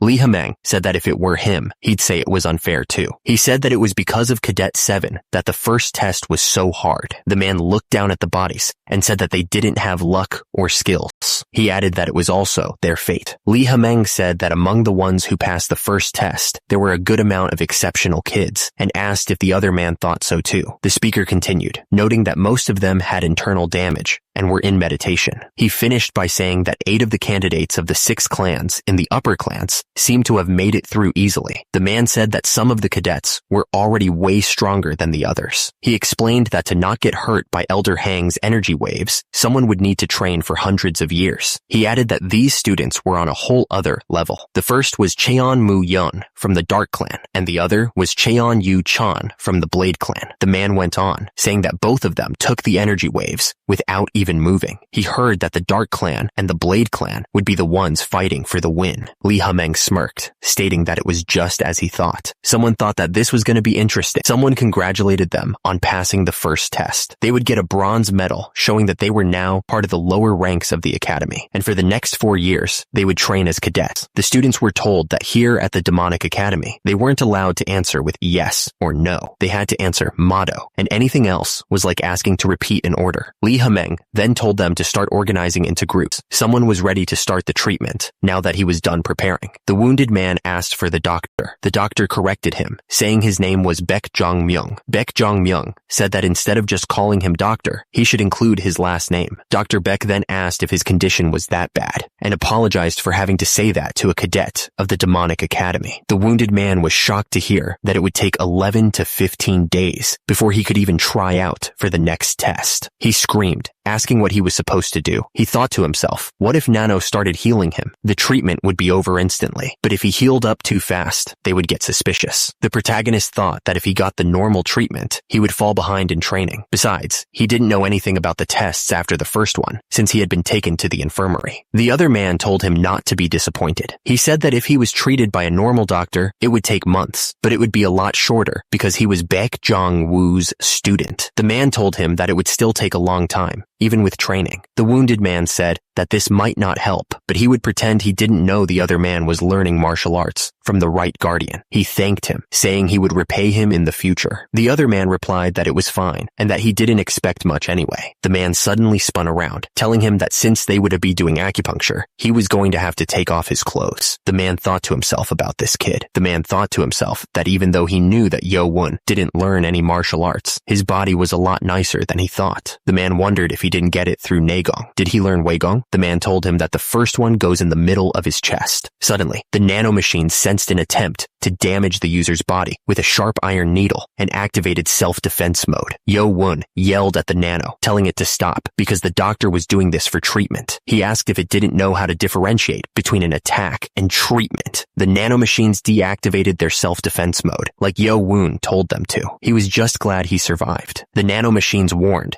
that if he didn't tell them about treatments beforehand, they would consider any damage to his body as an attack. They said they understood his instructions. Yo-won looked at his stomach, confused. He realized his stomach was starting to hurt less. The system then started to retrieve information from its built-in acupuncture diagram. The nanomachines explained that the acupuncture needles were placed down his chest, under his heart, and on his arm. They pinpointed the exact spots that enhance regeneration in the stomach area. Yo-won realized he was able to understand things easier with the information the nanomachines transferred. Then, someone told him to take a nap while the acupuncture did its thing, because he was making them blush by staring. He said that, but he couldn't sleep with the nanomachines explaining everything. He was lying down, thinking about toes, under the knee, and shins. Suddenly, he gasped. Yo-won wondered if the nanomachines could treat his internal injuries. The treatment would go faster, right? But he realized if he got healed too quickly, they'd get suspicious. Yo-won asked if he could be healed, but still look wounded. Turns out, after the treatment, it's possible to mess with his pulse to make it look like his organs are damaged. Yo-won said he was only asking just in case, but he was glad it was possible. If he could fool Dr. Baek for a couple of weeks, he'd have a chance to learn from the right guardian. Yo-won told the nanomachines to heal him now and fool Dr. Baek when he comes to check on him. He understood, Master. The nanomachines confirmed they were starting self-recovery mode as commanded by the user. The sun was setting over the mountains. Suddenly, a man yelled for the cadets to pay attention. He then ordered them to get in line. Lee Hameng spoke to the cadets. Lee Hameng announced that he was going to explain their next test. Lee Hameng explained that until the third test, all cadets would take the test at the same time. To become a mid-level warrior, they needed to know tactics and strategies. He then told them they only had 20 days. The cadets started freaking out, saying 20 days wasn't enough time to learn all those tactics. Lee Hameng asked if they were curious why there were 20 groups. He said that in 3 weeks, only 10 groups would move on. The cadets realized that half of them would be kicked out. One of them complained that they didn't have any top cadets in their group. The cadets knew that the 6 clans probably had an advantage in the tests. Lee Hameng said that this was the first and last test that required them to work together. So if they wanted to compete, they could just fail together. He was still a man that was good at making people feel bad. Lee Hameng then announced that today's schedule was done and they could return to their rooms and rest. He added that starting tomorrow, they would be taught by the staff standing in front of them, and they'd be teaching them tactics and techniques very kindly. The cadets questioned if they were really going to be kind. mind, since they were the ones who beat up the rebellious cadets. And just like that, the instructor dismissed everyone. The cadets started to head back to their rooms. It was Group 8 instructor Im Pyong. Im Pyong noticed that one of the cadets was still around, so he asked him why he was still there. It was Spring Clan candidate Cheon Moo Kum, and he said that he had a question for the instructor. Im Pyong reminded him that he couldn't answer questions related to training. Cheon Moo Kum understood, so Im Pyong asked what he wanted to know. He answered that he was pretty sure he'd be the leader of Group 8. Im Pyong explained that the selection for team leaders was supposed to happen tomorrow, but the 6 clans always found the rules ridiculous. Cheon Moo Kum then pointed out that Cadet 7, who was assigned to their group, was in the infirmary. Im Pyong asked what that had to do with anything. Cheon Moo Kum said that with one person missing from a group test, he didn't want their whole group to fail. The guy explained that because Cadet 7 didn't go to the ceremony, he wouldn't know what was going on, so he wanted to tell him everything. The other man just stared back without saying anything. Suddenly, another guy with an evil grin said that Cadet 7 was in the same group as him, and his luck had run out. He added that he would personally go to the infirmary to mess with Cadet 7's limbs. The first guy agreed that it was a good idea, saying that the other man seemed to understand the basics and complimented him on his first day. The instructor said he would take their advice and deliver the information to Cadet 7 himself. He seemed really mad about it. One of the cadets reached out, telling the instructor that he didn't need to do that and that he could go himself. The instructor gave him a death stare, explaining that the main building was off limits to cadets unless they had special permission. The cadet realized he wouldn't be able to get into the main building. He was starting to panic because so many things were going wrong. He knew he was a candidate from the Spring Clan, but that meant nothing here. He was out of options. The cadet understood and then asked the instructor one last favor before telling him to head back to his dorm. The instructor stopped, asking if there was something else he wanted to say. The cadet asked if he could at least know when Cadet 7 would start joining them. The instructor said there was no problem with that and that he would tell him tomorrow since it was too late today. The guy thanked him. Now that things had come to this, the cadet knew he'd have to wait until the protagonist returned to their dorm. Someone yelled at the guy on the ground to hurry up and get better, calling him a lowly bastard. The guy looked down with a nasty grin, promising to make the loser feel so much pain that he would wish for death. It was night at the Demonic Academy's main building. Turns out, the guy with the head bandage was going to be stuck in the infirmary for 14 days. The man confirmed it, saying that the internal damage was so bad, he would have to stay for at least 14 days. One of the men sighed, saying that if he stayed there that long, it would be hard for him to get to the top level. He then asked if there was anything that could make it go faster. The other man replied that that's what he was asking, saying that if only Cadet 7 had Nagong, but Cadet 7 had none at all. The man said that since he didn't have it, there was no other option but to take a long time, adding that the second test was in only 3 weeks. The man couldn't believe that he would have to be hospitalized for 2 weeks. He didn't want his group to be eliminated just because of that one guy. Meanwhile, another man appeared, asking if he could speak to Cadet 7, saying that he had a lot to tell him. The man thought that he was sleeping right now, so it would be hard to do. He wondered if he should wake him up, but decided not to, saying that he'd come back tomorrow, since he'd be here tomorrow anyway. And with that, the man said goodbye and left. A man watched someone, thinking about how he only barely managed to pass the first test. The man clicked his tongue, not impressed. He walked into the room, thinking this must be the end of the guy's luck.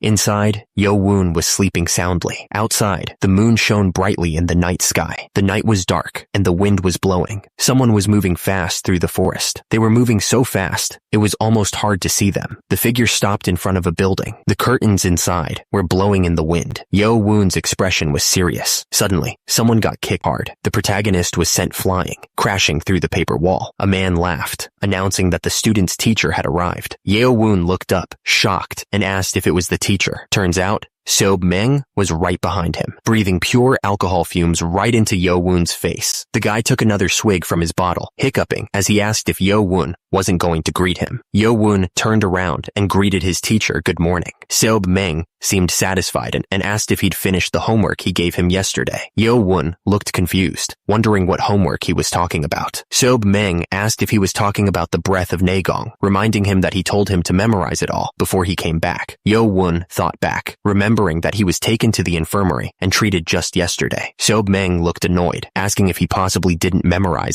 everything. Yo-won was glad he was treated by the nanomachines beforehand, saying that of course he memorized it. Seob-meng was surprised that he memorized all of it while he was sick, admitting that he only said that to provoke him. Lee Ha-meng said that Yo-won did a good job on the homework he gave him, and Yo-won thanked him for the compliment. Lee Ha-meng wondered if he came too early, asking if he was tired, but then said that wasn't it. Lee Ha-meng was glad, saying he would tell him this because he had to know anyway. Lee Ha-meng told him that he could only teach him for 2 weeks, and Yo-won was shocked. Lee Ha-meng explained that he could come see him in the infirmary, but once he went to his dorm, he wouldn't be able to contact him. Lee Ha-meng realized that Yo-won couldn't have known about his situation since he was in the hospital when he arrived. Lee Ha-meng explained that he had to work as a main teacher during the day, so he could only come early or people would get suspicious. Lee Ha-meng continued, explaining that it was against the rules to receive training from outsiders in the demonic academy. If he got caught, it would only make things worse. Yo-won thanked him for his consideration, saying that he thought Lee Ha-meng would be stubborn, but he was paying a lot of attention. Lee Ha-meng agreed, saying that since they didn't have much time, they should get started. Yo-won was surprised, asking if he meant right now. Lee Ha-meng, looking impatient, reminded him that they didn't have much time to waste. Yo-won understood and turned around to sit on the ground. Lee Ha-meng yelled at him to hurry up. Yo-won wondered why he was doing all this. Lee Ha-meng told him it was a good thing that he had memorized his breathing technique of 1,000 martials. Lee Ha-meng placed his hand on Yo-won's chest. Lee Ha-meng told him that because they didn't have much time, he would stuff the flow into him. Yo-won was confused and asked what he meant by stuffing it in. Lee Ha-meng explained that it was a sophisticated way his great-grandfather created, and that Yo-won didn't need to feel the chi because his teacher would do everything for him. Lee Ha-meng told Yo-won to clench his jaw, warning him that if he screamed and the guards came, it would be the end. Yo-won screamed in pain. Lee Ha-meng told him to shut his mouth. At the same time, the nanomachines started analyzing the intangible energy that had entered Yo-won's battle marks. The system identified the energy as chi or chakra, and it began to analyze the effect it was having on the young master's body. Yo-won realized that the instructor's strong naegong was forcing his veins to open, but it was too much for him to handle. Lee Ha-meng wondered what was happening with the kid. Lee Ha-meng couldn't believe Yo-won hadn't learned anything. He couldn't find any blockages in his body. He noticed that Yo-won's muscles looked like they had been training, but as far as Lee Ha-meng knew, he hadn't learned any martial arts. Lee Ha-meng wondered if the Lord was involved. The woman smiled. Lee Ha-meng guessed that out of all his 7 wives, the Lord only cared about Lady Hua, so maybe he cared for this child secretly. The man grinned, saying that things had turned out great. He figured that with Yo-won in that state, it should only take about a week to create a good amount of naegong. Meanwhile, back at the demonic academy dorms, someone punched with incredible force. The guy in the suit followed up with a powerful kick. The man screamed, calling him Prince, and asking if he was okay. The other guys told him to get a hold of himself and asked who he thought he was, attacking Cheon Jongsum of the Poison Clan. The man with the cuts on his face replied, asking if it mattered who he was or who the other guy was. Becky said that the demonic academy was only based on strength, and that now that he'd won, he'd be in charge of Group 12 and focused, trying to memorize the movements. He took a deep breath. Hu Bong asked if he had memorized the flow. Yo-won replied that he remembered it clearly. Hu Bong laughed, saying that this first trial must have been pretty painful, but it was the best way to teach those without naegong. The woman told him that his goal was to get enough naegong in 7 days, 1 week. Hu Bong then asked if he understood. Yo-won could see that Hu Bong was tired, so he figured he should be able to endure at least that much. Yo-won replied that he would succeed as much as Hu Bong cared about him, adding that he could say some commendable things. The woman announced that today's training was over. The man reminded him to not forget the breathing method and the flow, making sure he knew it. The man said he would leave him be now, telling him to take care of himself as Yo-won thanked him. Yo-won looked down, thinking that surely he'd be able to build up naegong in a week. At the Demonic Academy practice field, many students were training. Lee Ha-meng figured it was all going as expected. Turns out, those kids had become the leaders of their groups, and a lot of them had messed up faces after the night before. The reason why the instructors weren't at the dorms on the first day was to get the students to fight each other and establish ranks themselves. The man was surprised. Group 12 should have had the candidate from the Poison Clan leading it, but Cadet 18 18 is the leader? Looking at the students, the man could tell they had been through a brutal fight. Li Hemeng thought that anyone who dared attack a prince with a black name tag had insides and was skilled. Li Hemeng figured they should start cadet training. He said, "All right." The man on the platform called for everyone's attention.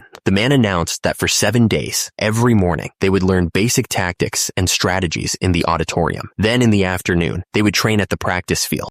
The instructor demanded if they understood. The academy loomed in the distance. The instructor ordered everyone to head to the auditorium, telling Group 1 to move forward. Someone called another a stupid bastard. Cheon Kum was asked how he could fall in the rankings like that. The guy with the long hair smirked, saying that the Poison clan was nothing without poison, and that they were even worse than the lower clans. The guy looked up, clearly angry, and yelled that he would get his revenge. His eye twitched with fury. Another guy turned away, saying that the first guy was calling Baek Gi a jerk and insulting him. The angry man shouted that he would make Baek Gi regret being in the same group as him, and that he could have fun playing the leader game by himself. It was night at the Demonic Academy dorms. Cadet 3 was standing by. Cadet 3, whose name was Motto, answered the instructor, clearly flattered by the praise for his performance during the formation training. The instructor then dropped some news. Cadet 7 would have to stay in the infirmary for a couple of weeks. The instructor sighed, wondering if someone without Nagong, like Cadet 7, would even be able to catch up after being gone for so long. The instructor said he'd be visiting Cadet 7 again that day. He told the rest of them to train hard or study during their free time, then called out Motto. Suddenly, someone punched another student right in the face. The student went flying, and right after, Cheon Kum was told to be quiet. Another guy said it would only make things harder if he kept poking at that temper. The guy got angry, wondering how the hell he could be stuck in the infirmary for weeks. Ja Hyun, a loyal clan member, and Cadet 80 said that if the doctor said it, it must be true. But the prince completely lost it, yelling that it was obvious the bastard was just pretending to be hurt. The prince was so angry about that damn bastard with his filthy bloodline that he kicked a pillar in half, grinding his teeth just thinking about him lying there comfortably. One of his men asked him to calm down. The guy had an idea, suggesting that instead of getting angry for no reason, they do something about it. The prince seemed intrigued by the idea. Days passed. The doctor yawned, bored out of his mind. He sighed, complaining that it had been 5 days without any patients, and he was dying of boredom. He hoped that Cheon Yo-woon wouldn't be his last patient ever. Suddenly, the doctor screamed.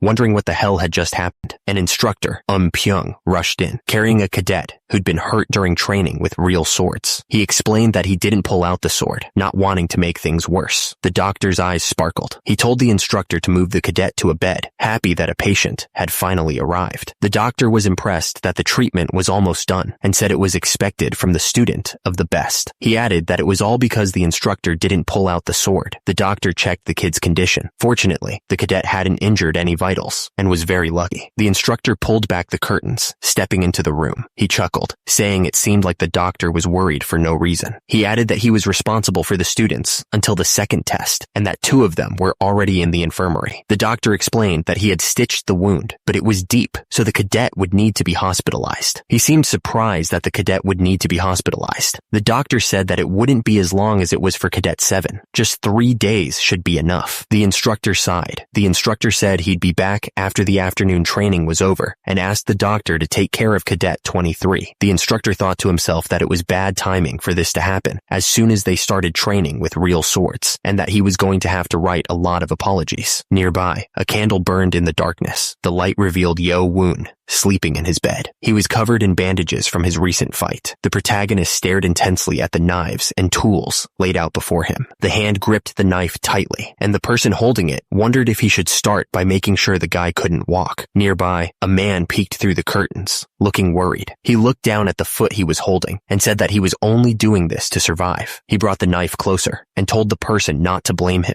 Suddenly, the man screamed in pain as electricity surged through his body. The axe on the ground crackled with electricity. Yo-woon sat near the guy he just shocked and said, "Of course." He looked forward and thought to himself that it was just as he expected. The building stood silently under the moonlight. Someone gasped for air, eyes wide open. He looked up at the ceiling and wondered if he had fainted, and if so, why. He was shocked to find himself tied up on the floor. He was furious and wanted to know who had done this to him. Hu Bung was tied up with rope, looking shocked. Yo-woon grinned, admitting that he was the one who did it. Hu Bung was completely completely stunned and asked how this was even possible. Yo-woon explained that while Hubong was out cold, he tied him up and put him on the bed, and then wondered how he even passed out. Hubong thought that he was supposed to have extreme internal damage, but instead, he seemed perfectly fine. Hubong started freaking out, wondering what the voice was saying about him being bald. He looked in the mirror and screamed, realizing that he was bald. Hubong started crying, saying he couldn't feel the smooth texture of his hair anymore. He couldn't believe it, asking how he could be bald. Hubong was in complete shock, just thinking about his hair. Yo-woon told the bald man to shut up, but then he noticed something. The guy had fainted again. Hubong was still out cold. Yo-woon asked if he had calmed down now. Meanwhile, Hubong was still struggling against his restraints. Yo-woon wondered what the guy was even trying to say with a gag in his mouth. Yo-woon thought the guy was just naive when he first saw him at the entrance ceremony, but he couldn't believe this was what he was actually like. Yo-woon stared down at the bald guy and wondered who he really was. Hubong struggled against his restraints, asking how he thought he had survived this long. With that, Yo-woon smiled, mentioning the assassination attempts and the scumbags who had tried to poison him. At the same time, Yo-woon asked how many people Hubong thought there were. Yo-woon said he knew Hubong was just fooling around earlier, but did he know how much it would hurt if he got stabbed?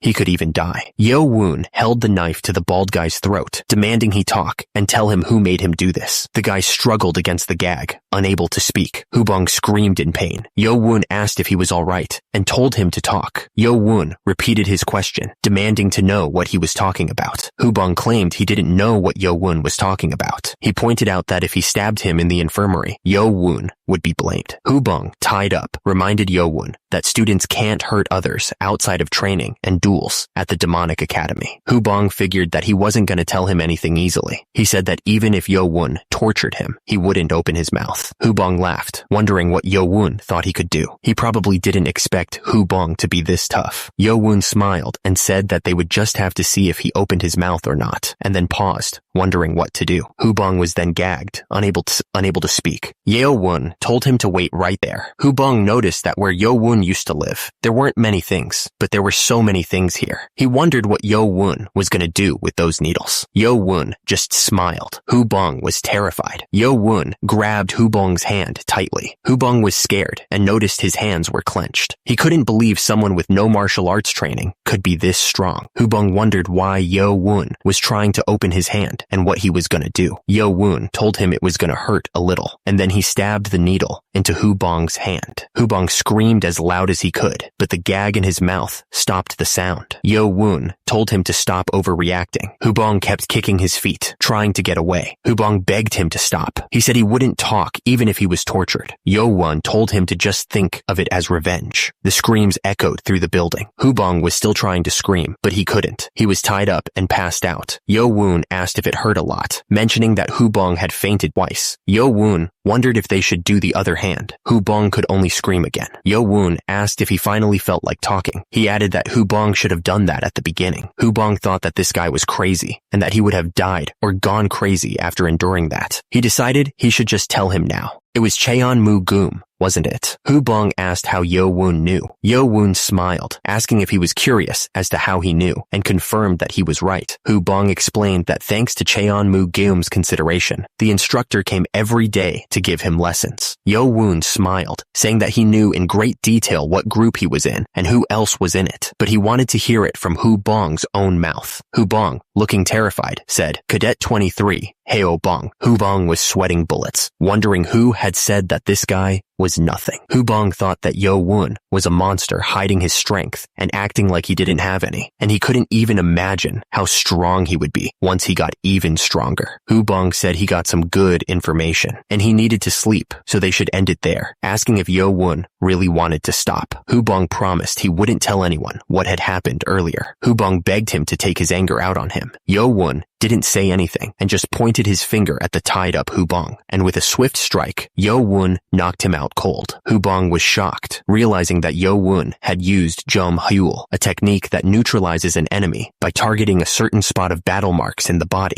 He was sweating, thinking he was wrong about Yo-woon. He thought that Yo-woon didn't have any nagong. Yo-woon just stared down at him. Hubong was furious, calling him a bastard in his thoughts. He was fooling everyone. Under the moonlight, a figure ran across the rooftops. The guy moved so fast, he was practically a blur. Someone was watching all this, thinking the kid learned fast. It was the day before. One of them was helping the other focus his energy. The man couldn't believe what he was seeing. This kid, how was this even possible? In just 5 days, Yo-woon had managed to get Naegong. It normally takes at least 2 to 3 weeks, maybe even a month. He was way better than the man expected. This guy was the real deal. He had originally planned to help Yo-woon get Naegong in about 2 weeks, and then teach him basic techniques and breathing methods. He realized he'd have to change his plan. Suddenly, a voice called out, "Hello, teacher!" Yo-woon greeted Hubong, saying that his student, Cheon Yo-woon, sends a morning greeting to his teacher. Yo-woon asked where he had put it, saying that he had it under his bed, and told him to bring it there. It was the Black Dragon Ball, made by the Demonic Academy, with medicinal herbs. It's a medicinal ball given to students that pass the first test. If absorbed properly, it allows one to acquire years' worth of Naegong. However, after it's consumed, the body becomes resistant, so the effect is less effective on a second dose. Hubong held the box out, but mentioned that it still had a nasty smell. Hubong thought that if the kid took this, he should be able to get a maximum of 20 years of Naegong. Then he should be able to take care of himself. But then, Hubong realized something. He asked who the kid over there was. Hubong seemed surprised. Hubong was tied up and knocked out. Yo-woon looked down and asked if he had done something to his battle marks point. The guy was saying that someone came after him after Dr. Beck left. He was shocked to hear that the guy came after him. Turns out, since yesterday, which was the 5th day since they entered the academy, training was done with real swords. The injured guy figured he was stabbed on purpose to get close to the other guy. He couldn't believe the guy dared to do such a thing in the infirmary of the Demonic Academy. Didn't he know he could be kicked out if he was discovered? It seemed like the guy had the insides to not be afraid of it. Or, the protagonist realized, this could mean that someone ordered him to do this. Yo-woon figured that Hubong knew who was behind the attack and asked him to spill the beans. Hubong said it was a scumbag from the loyal clan who was in the same group as him. He added that he had never seen any good people from that clan. Hubong continued, saying that it was a tough family with a lot of troublemakers, but he couldn't say anything against them. Yo-woon said that it seemed like Hubong had a pretty tough life, but he was used to it. Hubong looked at Yo-woon, thinking that it was because he said it like that it made it sad. Yo-woon smacked Hubong to wake him up. Hubong explained that if someone used less than a year's worth of internal energy to poke his battle marks point, it would only last a couple of hours. Yo-woon said that it would take at least 10 years of internal energy to do it properly, and demanded if he understood. Hubong said that he would keep that in mind. The guy opened a small box. Yo-woon held the Black Dragon Ball, asking if he should just swallow it. Cheon Mukium told him no, he should chew it first to make sure the medicine works better. Yo-woon could already tell from the smell that it was going to taste awful. He ate it anyway, but the taste was so bitter that it paralyzed his tongue and made him want to throw up. Cheon Mukium told him that now that he had swallowed it, he should start using his breathing techniques. Cheon Mukium told him that his teacher would help him absorb the medicine well. Yo-woon replied that they should start, and asked Cheon Mukium to take care of him. Our hero started meditating. Cheon Mukium explained that a substance that helps energy activity had entered his body, and it was reacting to the energy inside him. He was then asked if he would accept the absorption by speeding up the cycle. Yo-woon didn't know what he was talking about, but figured he wanted to help, so he agreed. It would stimulate the metabolism of his body. Cheon Mukium was shocked, wondering how this could be happening. Cheon Mukium realized that the young master was born with the body of a war god, and it was absorbing all of the medicine and amplifying it. He should only be absorbing up to 80% of it. Cheon Mukium was relieved that he had been nervous for no reason. At the same time, the sun was setting on the buildings. Yo-woon didn't say anything. Seob Meng asked how the Naegong felt. Seob Meng smiled, saying that Yo-woon did well, and that he was pretty sweaty this time too. Seob Meng said that Yo-woon was able to get 1.5 times the amount of Naegong. Yo-woon was shocked, asking if that meant 30 years. Seob Meng said that was just a rough guess. He added that the other students would be absorbing the medicine on their own, so they might not even be able to absorb half of it. Yo-woon was speechless. Seob Meng was super thankful. He said it was all because of Yo-woon and wouldn't have been possible without him. He added that he was very lucky. Yo-woon smiled, saying that his luck must be Nano. He thanked Nano, and Nano replied that it was programmed to help him. Yo-woon looked at the sky and realized it was getting late. He figured he had to head back right away. Seob Meng called out to Yo-woon, asking what was wrong. The man asked his teacher if he could teach him his blade skill formation, starting tomorrow. The teacher agreed, saying of course he could.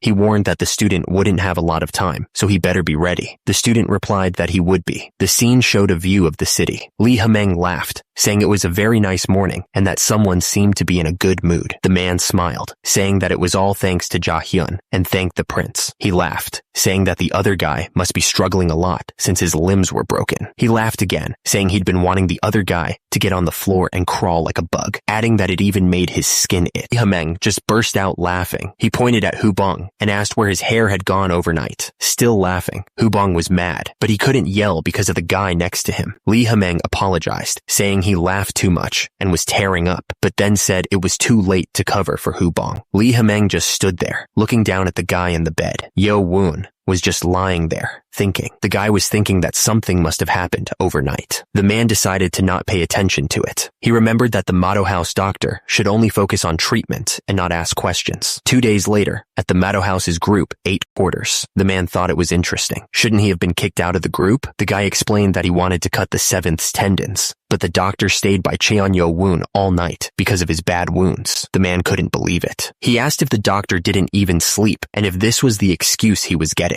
The guy nervously explained to the prince that he moved at night like he was ordered, but the doctor woke up too. The prince's eyes narrowed with anger. The prince yelled, asking how bright a doctor's ear could be. The man got kicked right into the ground. The prince was furious and called the man a piece of trash for failing such a simple task. The man told the prince to wait a moment and asked what was wrong. The prince asked if the man knew the name of the doctor in the clinic. The man, lying on the ground, said that he heard the doctor's name was Baek Jong-myung. The prince repeated the doctor's name, Baek Jong-myung, asking if the man on the ground knew him. The bald man realized that the doctor was probably a student of Dr. Baek Jong-woo. He explained that Baek Jong-woo used to be part of the Poison Clan, but he focused on medicine and became the Lord's personal doctor. He was even ranked in the top 30 of the demonic cult. The bald man said that if their doctor was Baek Jong-woo's student, his martial arts skills might be amazing. The prince got angry, saying that sending the other man was a waste, and then kicked him. The man was crying, realizing he wouldn't get any support for his clan. He couldn't believe what he was hearing. The guy with long hair smirked, asking Haobong if he would do something for him. The smirking man told Haobong not to worry because he was the heir of the Spring Clan. The injured man on the ground told them to keep hitting him. He wanted to see if they could keep it up when that guy arrived. The man was still on the ground, defeated. The man demanded to know why the bald guy was wearing that bandana. The bald guy looked shocked. The man kept kicking him, asking if he thought shaving his head and pretending to feel sorry would make things okay. He was not happy. The other guys thought things had calmed down for a bit, but now the quarters were getting noisy again. One of the men said he felt like trash and told Jahyun they should leave. As they walked away, he cursed. Someone was really angry and shouted that Cheon Mukum and Cheon Yo Woon could all go die. Meanwhile, someone wondered if Dr. Beck could use martial arts too, but the doctor said he only knew medicine.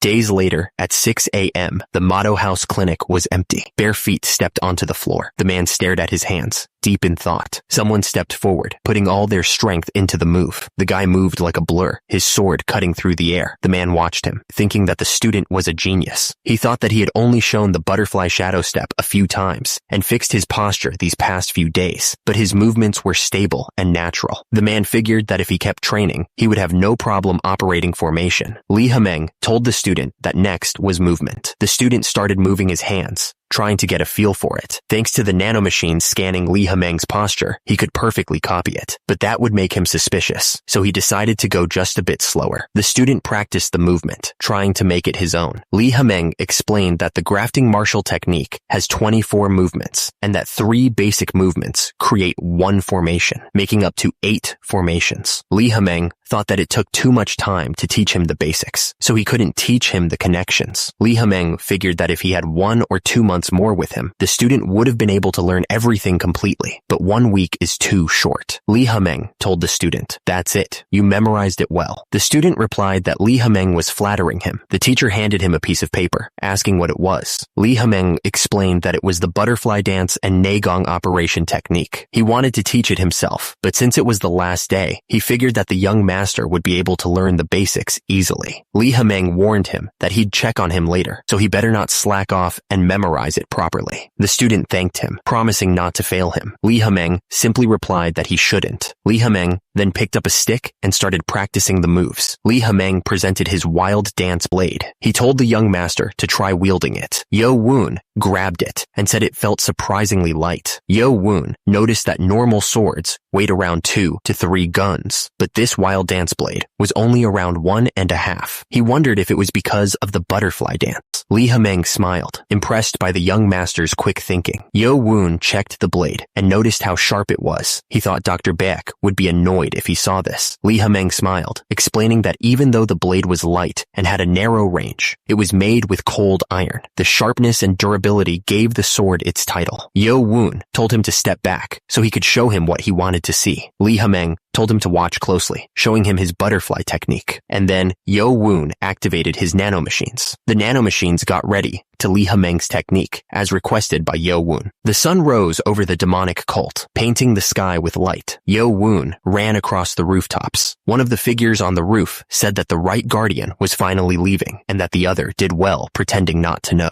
Li Hemeng asked how he could go against his orders. He was happy he didn't have to watch him coming in and out of his mouse hole. The man suggested that they should reassign guards to the second floor hall, since they would have had plenty of rest. Li Hemeng said he was leaving, but Li Hemeng asked what was the reason for his concern for the 7th prince. The other man said it was because that was fair. Li Hemeng chuckled, asking if he was saying that the 7th prince had a chance because he was of royal battle marks. The man replied that he shouldn't question the sky. The man figured that, as expected of the Wind King, you never knew where he went. If he decided to run away, it'd be impossible to catch him. Anyway, Li Hemeng wondered if 10 days would really make everything fair. The man looked at something with a puzzled expression. The man noticed that Yo Woon was still sleeping, even though he was always up when he came for work, and wondered what was up. The man thought this was the last time Yo Woon could rest peacefully like this. Once he was released, he'd go through a lot. Yo Woon was told to sleep a little more. The nanomachines then started to work on his muscles to simulate the butterfly technique's starting expression with 80% completion to data goal, and changed to veins with 75% completion. The nanomachine said there was 1 hour left until 100% completion. An hour later, the guy was still sleeping at the table. Suddenly, the guy woke up and started throwing up everywhere. He was confused, asking what was happening. Yo Woon kept on vomiting. The man asked why he was suddenly vomiting and shivering so much, wondering if he was okay. The man told Yo Woon to just let it all out. The man told Yo Woon to lie down and rest, since it looked like he had calmed down a bit. His body was still shaking. The man was confused, wondering how someone who had been lying down the whole time could have a pulse like that. His pulse was running as if the body was completely overworked, but the body's response to the body evolution had stabilized. Yo Woon was still breathing heavily. The man was confused. He couldn't believe how stable Yo Woon had suddenly become. The man admitted he'd never heard of something like this from his teacher. The man shrugged it off, deciding to just leave Yo Woon to sleep. It was almost lunchtime, so he figured he'd just go eat. But Yo Woon's eyes snapped open. Someone sat on the floor, meditating. The man opened his hand, ready to start training. Yo Woon clenched his fist, feeling the power. He could feel the strength in his hands, so different from just 6 hours ago. He figured he now knew how much training the teacher went through. If Li Hemeng somehow found out that he had earned this body in just 6 hours, he'd be scared, right? Yo Woon was really thinking about how scared Li Hemeng would be. The young master focused his energy. Yo Woon unleashed all that power, sending waves of blue energy blasting outwards. Yo Woon unleashed all that power, sending waves of blue energy blasting outwards. The student was shocked by the show of power. He thought it was amazing that he could create that much pressure without even using Nagong. Yo Woon asked the nanomachines if they had scanned everything, and they confirmed that they had. Li Hemeng turned to the student and asked if he watched properly. The student confirmed that he did. Li Hemeng said it was a shame, and that he should have taught him formations properly. But today was the end. Li Hemeng told him that if it was him, he'd be able to learn the butterfly dance just by watching. He thanked him for everything and told him to keep at it. Yo Woon replied to the teacher, saying that it'll be very hard once he returns to the motto house. Li Hemeng told the student not to lose. Yo Woon realized that there was at least one person who cared about him. He decided he should live up to his expectations. Yo Woon asked the nanomachines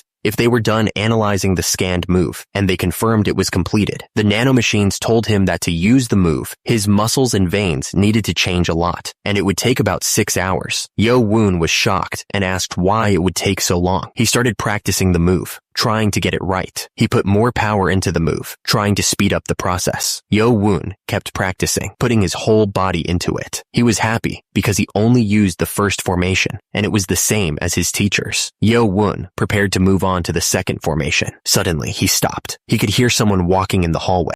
Yo-woon wondered if he had always been this sensitive. Had his senses become sharper as his body changed? He realized that all preparations were now complete, which was great. Yo-woon turned around to see a man standing behind him. Yo-woon told the man he was ready to be discharged, asking if he knew what was complete and when he had woken up. He realized the presence he had felt in the hallway was Dr. Beck. Yo-woon placed his hand over the emblem on his chest. Dr. Beck sighed, saying he didn't even have any other patients, and wondered what he was going to do when Yo-woon left. Yo-woon said there would be more patients soon, but then thought to himself that it was better if there weren't any. Dr. Beck thanked him for his time, saying he'd be praying for him. Then the door shut. Now Dr. Beck didn't have anything to do, so he wondered if he should just sleep. Meanwhile, Yo-woon stood at the door, ready to leave. Yo-woon thought that if the doctor didn't pretend not to know that the right guardian taught him martial arts, it would have been uncomfortable the whole time he was in the clinic. Yo-woon promised to never forget the doctor's kindness. He added that he would definitely send all the patients the doctor wanted. The doctor's students got goosebumps, wondering what was going on. It was afternoon at the Meadow House, and group training was about to start. Suddenly, some of the guys noticed someone. They realized it was another clan heir in their group, and it had been 2 weeks since they last saw him. The guy smirked, saying that the wait was finally over. Yo-woon walked forward, and someone called him a peasant. Turning around, Yo-woon was greeted by someone who asked if he was okay now, calling him leader. Yo-woon smirked, saying that he was completely cured, which was fortunate. The guy speaking reminded him that he had explained it in theory, but asked if he remembered his position, which Yo-woon confirmed. He told him to go that way with these weapons. The 2 guys started walking, carrying the shield and spear with them. The guy asked if he had only come now because he was scared. Cheon Mugum insulted the other guy, calling him dirty. Cheon Mugum was furious. Cheon Mugum yelled, asking how that scumbag could ignore him. Yo-woon smirked, telling Cheon Mugum not to get too excited yet. Yo-woon thought that he would show him what's what soon enough. The instructor announced that they would start practical training with real swords, so everyone needed to pay attention to their spacing. He warned them that if the same accident happened again, he would kick them out of the academy. The instructor yelled, asking if they understood. A red flag was raised, and right after that, the students started moving. Turns out, even though Cheon Mugum's personality is pretty bad, he controls his teammates well, like a clan leader should. The problem, though, is Cheon Yo-woon. He'd put him in the position with the least movement on purpose, hoping he wouldn't screw things up. But then, he was surprised because the boy was actually doing better than he thought. He wondered if he could keep up with the others, and if he was quick-witted. The order came to line up their shields properly, and keep their posture and lineups straight. They were doing well, but they couldn't move until they got the command. Minutes later, someone messed up, and the instructor yelled at them for moving when they weren't supposed to. He kept shouting, asking if they thought they could beat the other groups in the second test, if they couldn't even do this right. He told them to pay attention. The man wondered how the guys who had been training this whole time could be so bad. He noticed that Cheon Yo-woon was perfectly fine and hadn't moved at all. He wondered if he was really the same guy who had been lying down in the clinic the whole time. The man decided he needed to reassess Cheon Yo-woon and ordered them to change formation. The instructor kept yelling at them to surround the enemy in a semicircle. He then ordered them to move forward half a step, praising them as they took big steps. One of the students followed the instructions, focused on the task. The instructor got angry, wondering why Cheon Yo-woon wasn't making any mistakes. He thought that there was no way he would just watch the peasant succeed. Ja-hyun was among the soldiers. The soldier told them to just nod if they could hear him. The instructor told the third lineup to do as he said. One of the soldiers replied that he understood. The instructor immediately ordered them to change the lineup. The instructor ordered the soldiers to quickly stack the shields 3 levels high. Yo-woon thought it shouldn't be too hard, especially since the nano had already imported the simulation video for them. He then told them that once the shields were stacked, they should stick their swords out through the holes. Yo-woon stressed that they needed to keep their speed up, even if they were being careful. One of the instructors complained that he could see someone's behind completely and wondered what was going on. The bald man stood over Yo-woon, declaring that peasant battle marks should stain the ground. At the same time, the other soldiers continued stacking their shields. Meanwhile, Yo-woon's eyes narrowed. The bald man realized that Yo-woon had noticed his attack. The bald man figured he was just going to use a little bit of inner power, since Yo-woon didn't know martial arts. But he decided to use all his power. Yo-woon blocked the sword with his shield. Because of the force, Yo-woon was sent flying high into the air from the shield wall. Yo-woon was shocked that he had been rebounded. Hubong was lying on the ground. Hubong was confused and wondered if he had been catapulted off because the other guy's inner power was much stronger than his. Hubong looked up, still trying to understand what just happened. Yo-woon saw that it was the same guy from before and asked what he was doing back here. Hubong, who was still on the ground, yelled out, calling him leader, and immediately a foot landed on Hubong's face. Hubong was still feeling the pain in his ankle. The men with shields were sweating, knowing they were in trouble. Yo-woon was smiling like a boss. The guy looked angry, asking how a peasant dared to laugh at him. Yo-woon saw Hubong grinding his teeth and asked if he couldn't come to his senses. Hubong tried to say something about his butt. Yo-woon looked furious, saying that this kid was completely gone, and then punched him hard. Yo-woon asked if he was also the one who stabbed number 23 in the back last time. Yo-woon told him that he wouldn't be having any free time for the next 4 days, and that until bedtime, he would be receiving hell's training with his leader. The guy looked angry, saying that this piece of trash was still making excuses. The guys were saying that he deserved it, acting all high and mighty, with Cheon Mugun backing him. Someone was clenching their teeth in anger. The guy looked furious. Someone shouted the name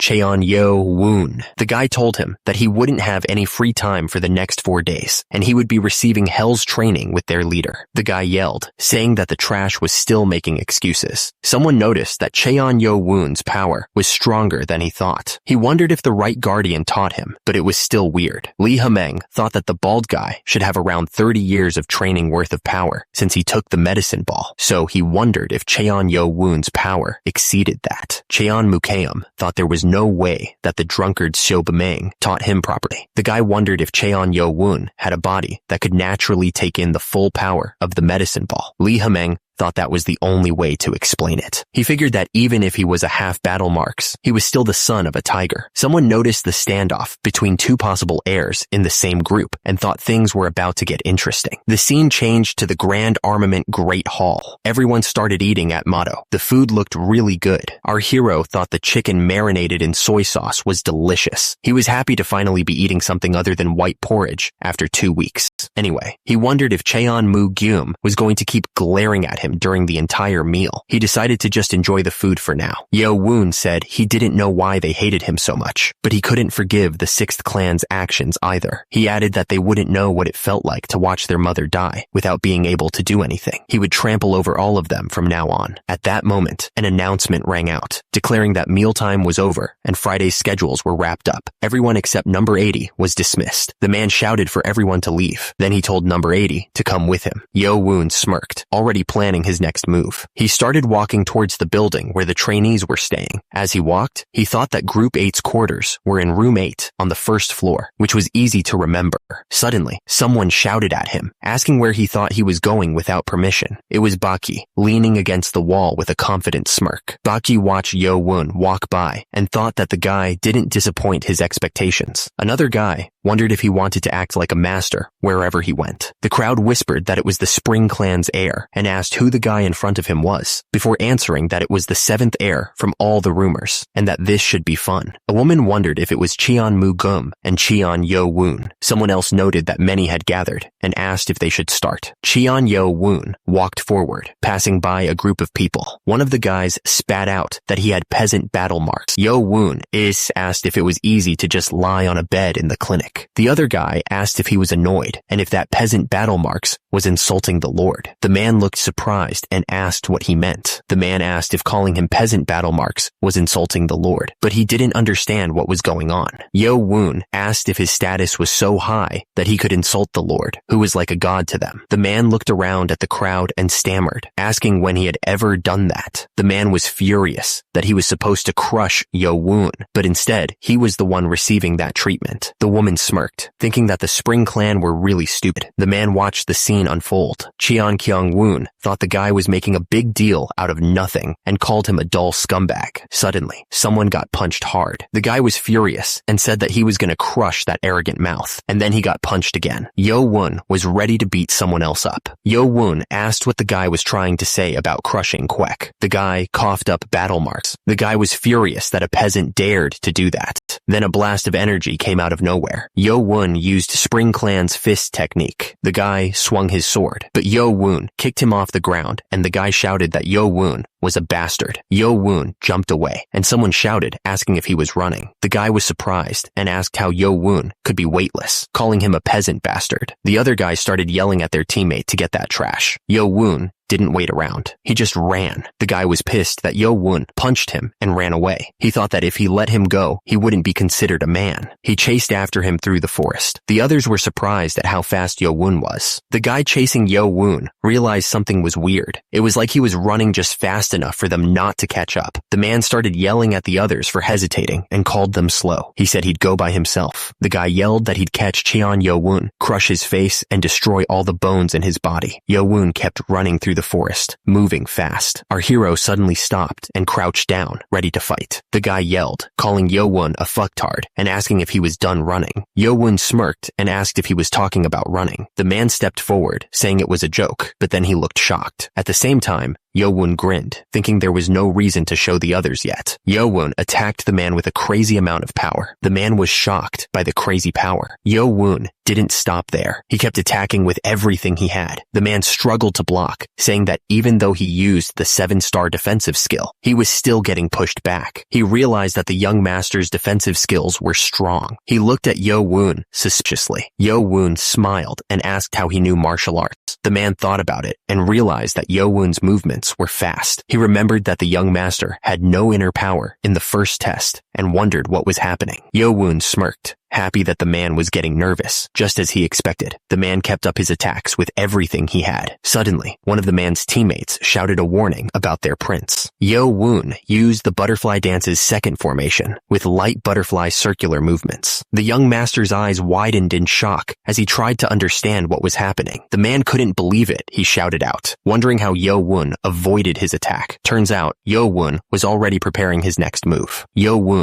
struck with immense power. Because of that, the man's face contorted in pain. The man didn't give up and used the Spring Clan's fist technique's second formation to launch a continuous batting fist attack. The unnamed man's eyes were full of anger. At the same time, he kept attacking with his fist. The man kept hitting him with everything he had, trying to take down the young master. The attacks were so strong that Yo Woon was sent flying back. The man was still unable to match Yo Woon's skills. He thought that Yo Woon's power must have been higher than the other students even before he joined. He figured that Yo Woon's power must be even higher since he took the magic ball, but he was still determined to stand his ground. The unnamed man knew that he needed to attack without giving the young master time to react. He moved so fast that the air around him blurred. The man was shocked to see an afterimage. He couldn't believe the young master could use that kind of martial arts. Yo Woon moved with incredible speed. The young master attacked with a spinning strike, pushing the unnamed man back. The unnamed man was shocked by the young master's speed and power. Yo Woon didn't give him a chance to recover. The force of the blow sent the man flying. Yo Woon stood over the fallen man, who was coughing up battle marks. He realized that the young master was good with formations, but he had no idea how to respond to the enemy's attacks. The guy was down, realizing he had been so focused on the punches that he didn't see the kick coming. He was surprised that the young master used skills that didn't suit him, but he could tell that he was just making it up as he went. Cheon Mukium smirked, saying that it was exactly as he expected. He was just trying to copy others without knowing his own limits. The man wondered if Cheon Mukium, realized that he had only learned this technique with 2 formations, and that he didn't have enough actual experience. He realized that he had underestimated Cheon Mukium. Who knew experience would make such a big difference? The man balled his fist, admitting he didn't know how the young master had learned martial arts. He used the Spring Clan's fist technique, 5th formation, instant attack, Spring's roar, but he said he would ask questions later. The young master wondered what to do and what formation he needed to use. Suddenly, his system detected danger from an external force. The system started increasing eye functions in response to the danger, operating defense mode through battle tutorial. So,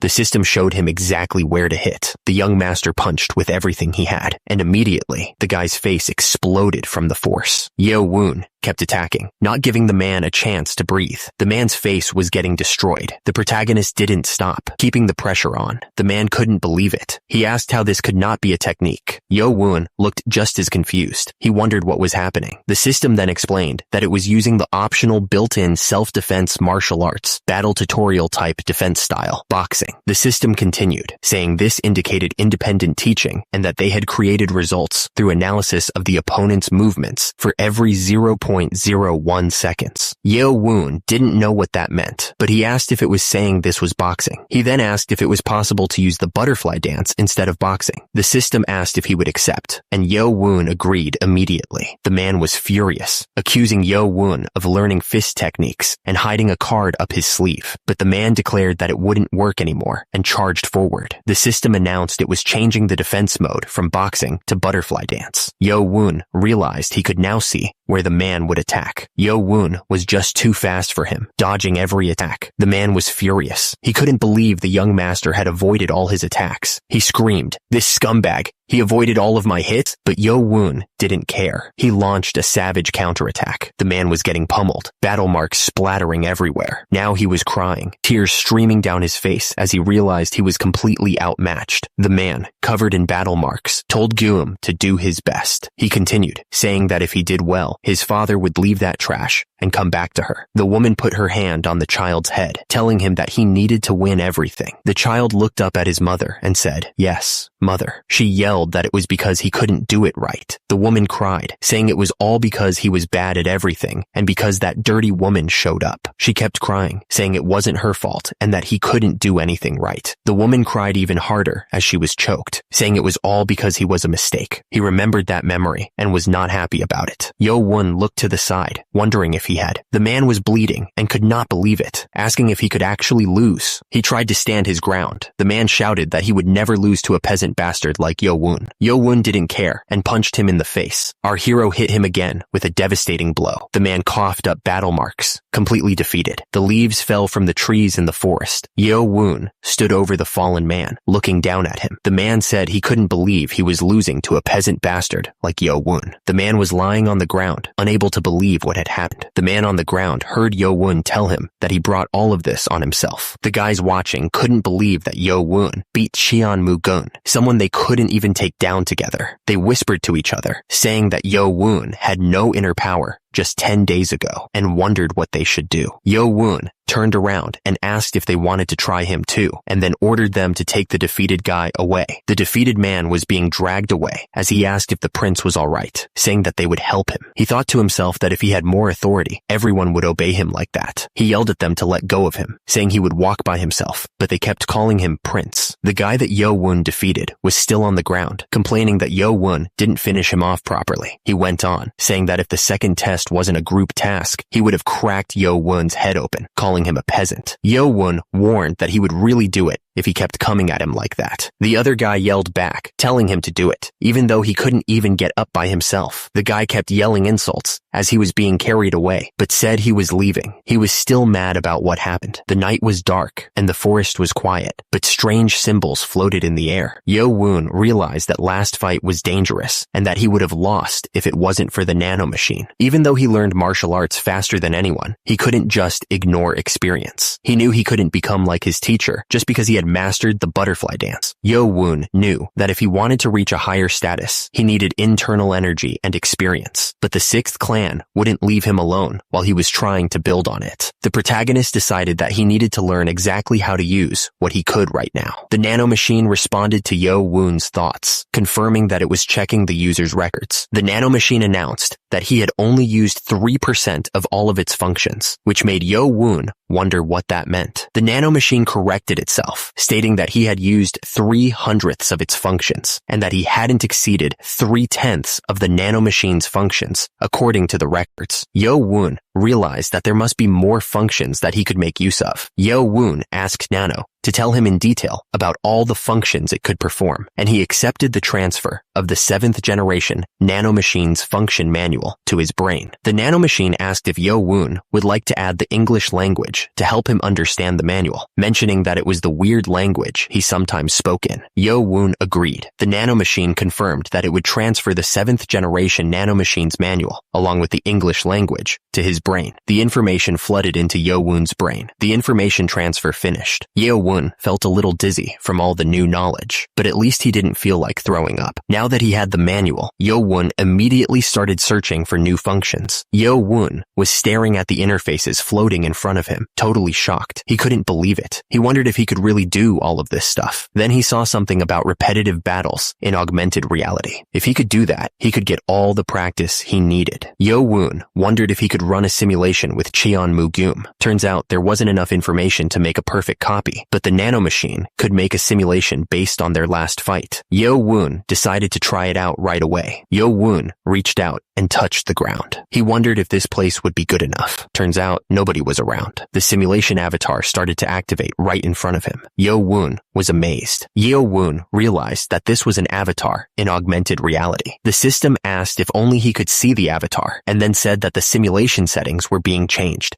and that he needed to set the avatar's impact percentage on the user. The system then explained that the impact percentage was the amount of impact he would receive from the avatar's attacks. It told him to set it to 100 for the same amount of impact as normal, or lower if he wanted less. Yo-woon wondered how much it would hurt anyway, and then decided to set the impact to 100%. The system then said that the simulation would be started with 100% impact. The avatar immediately trash-talked him, calling him peasant battle marks and telling him to come at him. Yo-woon wondered why this stupidity was part of the simulation, as the avatar taunted him, asking if he was scared. Yo-woon was thrilled that he couldn't crack the avatar's head open earlier because of the test, but it didn't matter anymore since it was just an avatar. The avatar then taunted him, saying that it would come to him if he didn't come to it. The screen showed the Spring Clan fist techniques, Spring's roar formation. Yo-woon was shocked to see that the simulation was exactly the same as the real thing. Yo-woon didn't waste any time and immediately attacked with the Spring's roar formation. The avatar's face was being scanned and analyzed. The avatar mocked Yo-woon, asking if he really thought that kind of sloppy attack would work on him. But Yo-woon didn't listen and kept attacking with the Spring's roar formation. The avatar was suddenly shocked, wondering why he could feel pain. The nanomachine had given him the same amount of pain that he felt earlier, using the information that was collected. The avatar asked if he wanted to change the impact percentage, but said it was fine and they would continue like this. The avatar taunted Yo-woon, telling him to come at him. Yo-woon was getting annoyed. The avatar was about to strike, and Yo-woon shouted his name. It was now nighttime. Yo-woon was lying on the ground, breathing heavily. He asked the nanomachine what time it was. Yo-woon was pissed because he had to fight that avatar 15 times before he finally won. The first fight ended in only 5 formations, and he couldn't even defend himself properly, so he just used his body. Yo-woon realized that if he fought with Cheon-mu-geum properly, he wouldn't even get close and would just lose right away. The nanomachine told him that his skills would increase with experience and training, and the nanomachine added that the frequency of him using formations of the butterfly dance was increasing. Yo-woon was pissed that he lost to a guy who was just using the same 3 formations and basic moves over and over. He grinned, saying that Cheon-mu-geum's avatar would be nothing to him in 7 days. He was sure that the next time, he would completely destroy that avatar. The scene changed to the Mado House student quarters. Yo-woon was standing in the room, wondering which bed was his. The students were shocked and whispered to each other as Yo-woon entered the room. Yo-woon thought to himself that he just beat a clan heir, and now they were clearing the path for him. Suddenly, one of the students called him Prince. The guy told him that his bed was this way, and Yo-woon was surprised. The other students wondered why he was acting like that. The guy asked Yo-woon why he was acting so different. The man said he had already been abandoned by Cheon-mu-gum, so he had nothing left to lose. He figured he was probably gonna die anyway. He figured he might as well take a gamble. The man, Cadet Hyo-bong, declared that he wished to serve Prince Cheon Yo-woon as his master. Hyo-bong was basically shouting, asking if he was really offering loyalty to the 7th prince, who didn't have any power. Yo-woon looked at him, asking if he really wanted to serve him as his master. Hyo-bong said he still felt bad about what happened before. He begged Yo-woon to take him in as a servant and let him serve him as much as he could. Yo-woon thought to himself that this guy wanted to be his servant, even though he's always had a hard time trusting others. Hyo-bong kept begging. Yo-woon was thinking that someone actually wanted to become his servant, even without being forced to become his guard by the Lord's orders. The protagonist smiled faintly, looking at Hyo-bong. Hyo-bong was super grateful and said he would do his absolute best. Suddenly, someone interrupted, saying he had only left for a little while, and this stupid thing was already happening. The guy yelled at Hyo-bong, asking who he was showing his loyalty to. Hyo-bong was thinking that Cheon-mu-gum and Ja-hyun were scary, but he couldn't show his fear. Hyo-bong yelled, asking who the guy was to call someone else's servant an insect. Yo-woon said that the guy was the insect for kissing up to someone's butt. Hyo-bong stammered, asking what Yo-woon had just said. Yo-woon smirked, asking why he was stuttering. The guy was furious, asking if they were scared and calling them names. He charged forward, calling them a peasant scumbag. But Yo-woon didn't even flinch. He blasted the guy with a powerful strike. The force sent him flying backwards, while everyone else watched in shock. Yo-woon smirked, thinking that the guy was nothing compared to the avatar he had fought. The guy on the ground was gasping for air. Hyo-bong was thinking that he had made the right choice. Yo-woon turned to him and asked if he wanted another go. Cheon-mu-gum scoffed, telling him to enjoy it while he could, because nothing had changed just because he had a servant. The crowd couldn't believe it. Cheon-mu-gum actually walked away from the fight. The crowd whispered, not sure if they should be happy or not, but they knew that the Spring Clan's authority wasn't going anywhere. But maybe, just maybe, Yo-woon stood there, looking like he was ready to face whatever came next. He'd bring a new change to the demonic academy. A week later, it was time for the group type second test, the Mado House Grand Armament. The instructor shouted that he had taught them everything they needed to know, and now they were responsible for how they performed. The instructor yelled, wanting to make sure everyone understood what motto meant. He explained that before they started, they would draw lots to decide who would fight who. Groups 1 to 4, 5 to 8, and 9 to 12 would draw lots among themselves. Lee Ha-meng ordered the group leaders from groups 1 to 4 to come forward. Someone noticed that the group leaders for groups 2 and 3 had changed. Turns out, Cheon-mu-yeon from the Dark Clan was still the group leader for group 1. Someone pointed out that Cadet 72 had been in group 4 before, right? They were still unsure though. Lee Ha-meng smirked, wondering if there were just 2 people. Then, someone reached into the box to draw the lots. Down below, the group leaders watched the process. The results were in. Match 1 would be Group 1 versus Group 3, and Match 2 would be Group 2 versus Group 4. The crowd cheered for their group leader. Lee Ha-meng called out for the leaders of Groups 5 through 8 to come forward. The crowd was shocked. Turns out, 2 people had changed this time as well, and they were wondering if Group 8 was for real. Lee Ha-meng just smirked at the situation. Yo-woon started walking forward. The crowd noticed him and were surprised. Cheon-mu-gum was furious, saying he had warned him so many times, calling Cheon-mu-gum an idiot. Turns out, this was after the end of training last afternoon.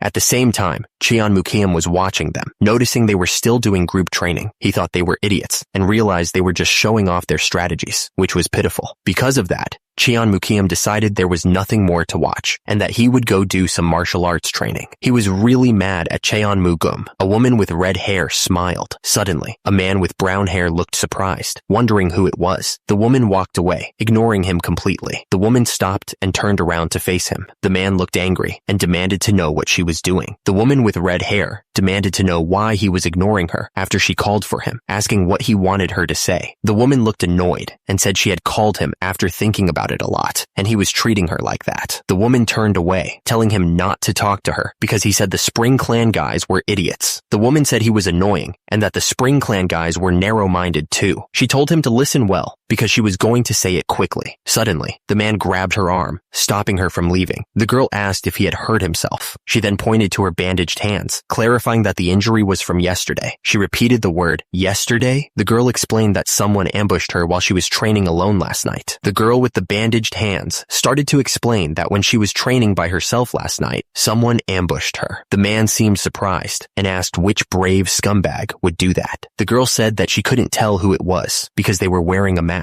The man asked if she wasn't attacked because she was being careless, mask or not. The girl got angry and told him not to make light of her words. She said she was never careless around that masked scumbag. The red-haired woman told the man to be careful since she got hurt. She added that there was a good chance they would go after him next. The man looked confused and asked what that had to do with them being in the same competition group. The red-haired woman reminded him that they would be split into groups of 4, and then they would draw lots to decide who they would fight. The man asked what that had to do with anything. The red-haired woman asked why they would split them into groups of 4 when they could just have everyone fight each other. The man looked even more confused and said he didn't understand what she was trying to say. The red-haired woman was getting frustrated, explaining that the teams knew exactly who they would be fighting. The man realized that they announced it in advance on purpose. The red-haired woman confirmed that they wanted the team leaders targeted because if the leader was gone, it would mess up the team's formation. The red-haired woman told him to watch out since the test was tomorrow and warned him not to go off to train by himself. She didn't want to hear any embarrassing news about a clan heir getting kicked out without even passing the second test. Yo-woon kept practicing his martial arts. He thought that the weakest of them all was warning him and that she was overstepping her boundaries. It still wasn't something he should just overlook though. It made him feel like trash, so he wondered if he should at least take Ja-hyun along. Meanwhile, the sun started to go down, painting the mountains in shadows. Someone told the master that it had become late in the evening. Yo-woon asked Nano what percentage of matches he'd won against Cheon-mu-geum's avatar. It was around 60%. He said he still had a lot to go, and that he'd said he'd be able to beat it easily within a week, but he'd only beaten him 60% of the time. Nano told him that his practical ability and the proficiency of his formations had become a lot higher after 106 training sessions. It estimated that he would be able to achieve his wish in the next few days. Yo-woon asked if it was consoling him. Nano replied that it was an estimation from the analysis, which Yo-woon thought was stiff. He said he should start making his way back to the quarters. Yo-woon looked around, seemingly confused. He started to walk. Suddenly, Yo-woon heard the sound of fighting nearby. Someone screamed in pain. He immediately ran towards the location. Someone wondered who was fighting because it was too dark to see. It looked like someone was on the ground too.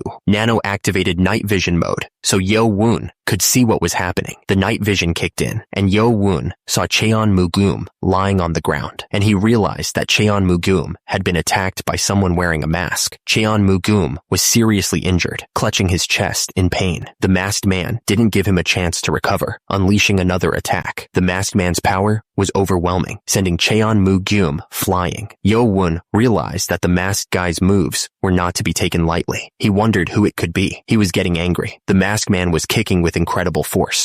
Yo-woon screamed as he felt the power. The masked man was ready to attack again. The masked man kept attacking, not giving Yo-woon a chance to recover. Someone thought to himself that he didn't want to help Cheon-mu-geum, but he couldn't let the team leader get hurt right before the test. Suddenly, someone screamed at the top of their lungs for them to stop. The guy with the sword jumped in to attack the masked man, but the masked man was able to block the attack with ease. The masked man jumped, kicking out with incredible force. The masked man realized that he had increased the distance between them right before the attack hit, and he knew he was dealing with an expert. The masked man's eyes narrowed as he stared intently. The masked man stood tall, while Yo-woon fell to the ground, defeated. The masked man looked up at the moon, deciding he should give up chasing after him. The man cursed, realizing he had been defeated. He asked if the other man was okay. The man angrily refused to accept help from someone like him, saying he'd rather be left behind. The scene shifted to the Mado house quarters. The men inside looked shocked. They saw a man carrying another man, and they exclaimed in surprise, recognizing the prince. The men were worried and asked what happened and if the prince was all right, but the prince told them to treat the injured men first. Another man asked if the master was hurt, but Cheon-mu-geum said he was fine and not to worry. The nanomachine scanned Cheon-mu-geum's injury, identifying a 4-centimeter stab wound that was only 2 millimeters deep. Cheon-yo-woon realized that the injury wasn't that bad. One of the men noticed that Cheon-mu-geum was bleeding. As a result, Cheon-yo-woon looked furious, knowing who was responsible for the prince's injury. The man was bleeding and pale, barely able to speak. Hu Bong yelled for someone to call the leader right away. Someone quickly started to bandage the wound. The men asked the leader how he was doing, explaining that they had done what they could with the available supplies. Cheon Mukiam looked at the injured man with concern, wondering what was wrong. The injured man was told that he wouldn't be able to walk normally for a while. The injured man was in a lot of pain. The other men started to panic, realizing they were screwed now that their leader couldn't walk. Suddenly, blue energy shot into the injured man's head, starting to heal him. Someone told the injured man to sleep for a bit, promising to take him to the infirmary, and that there was one more injured person that needed help. One of the guys offered to carry the injured man, but Yo Woon said he would go himself. Someone shouted for the leader. Another guy ran up, carrying someone else who was hurt, saying that Cadet 80 had also hurt his head, though not as bad as Cadet 4. The leader said he knew,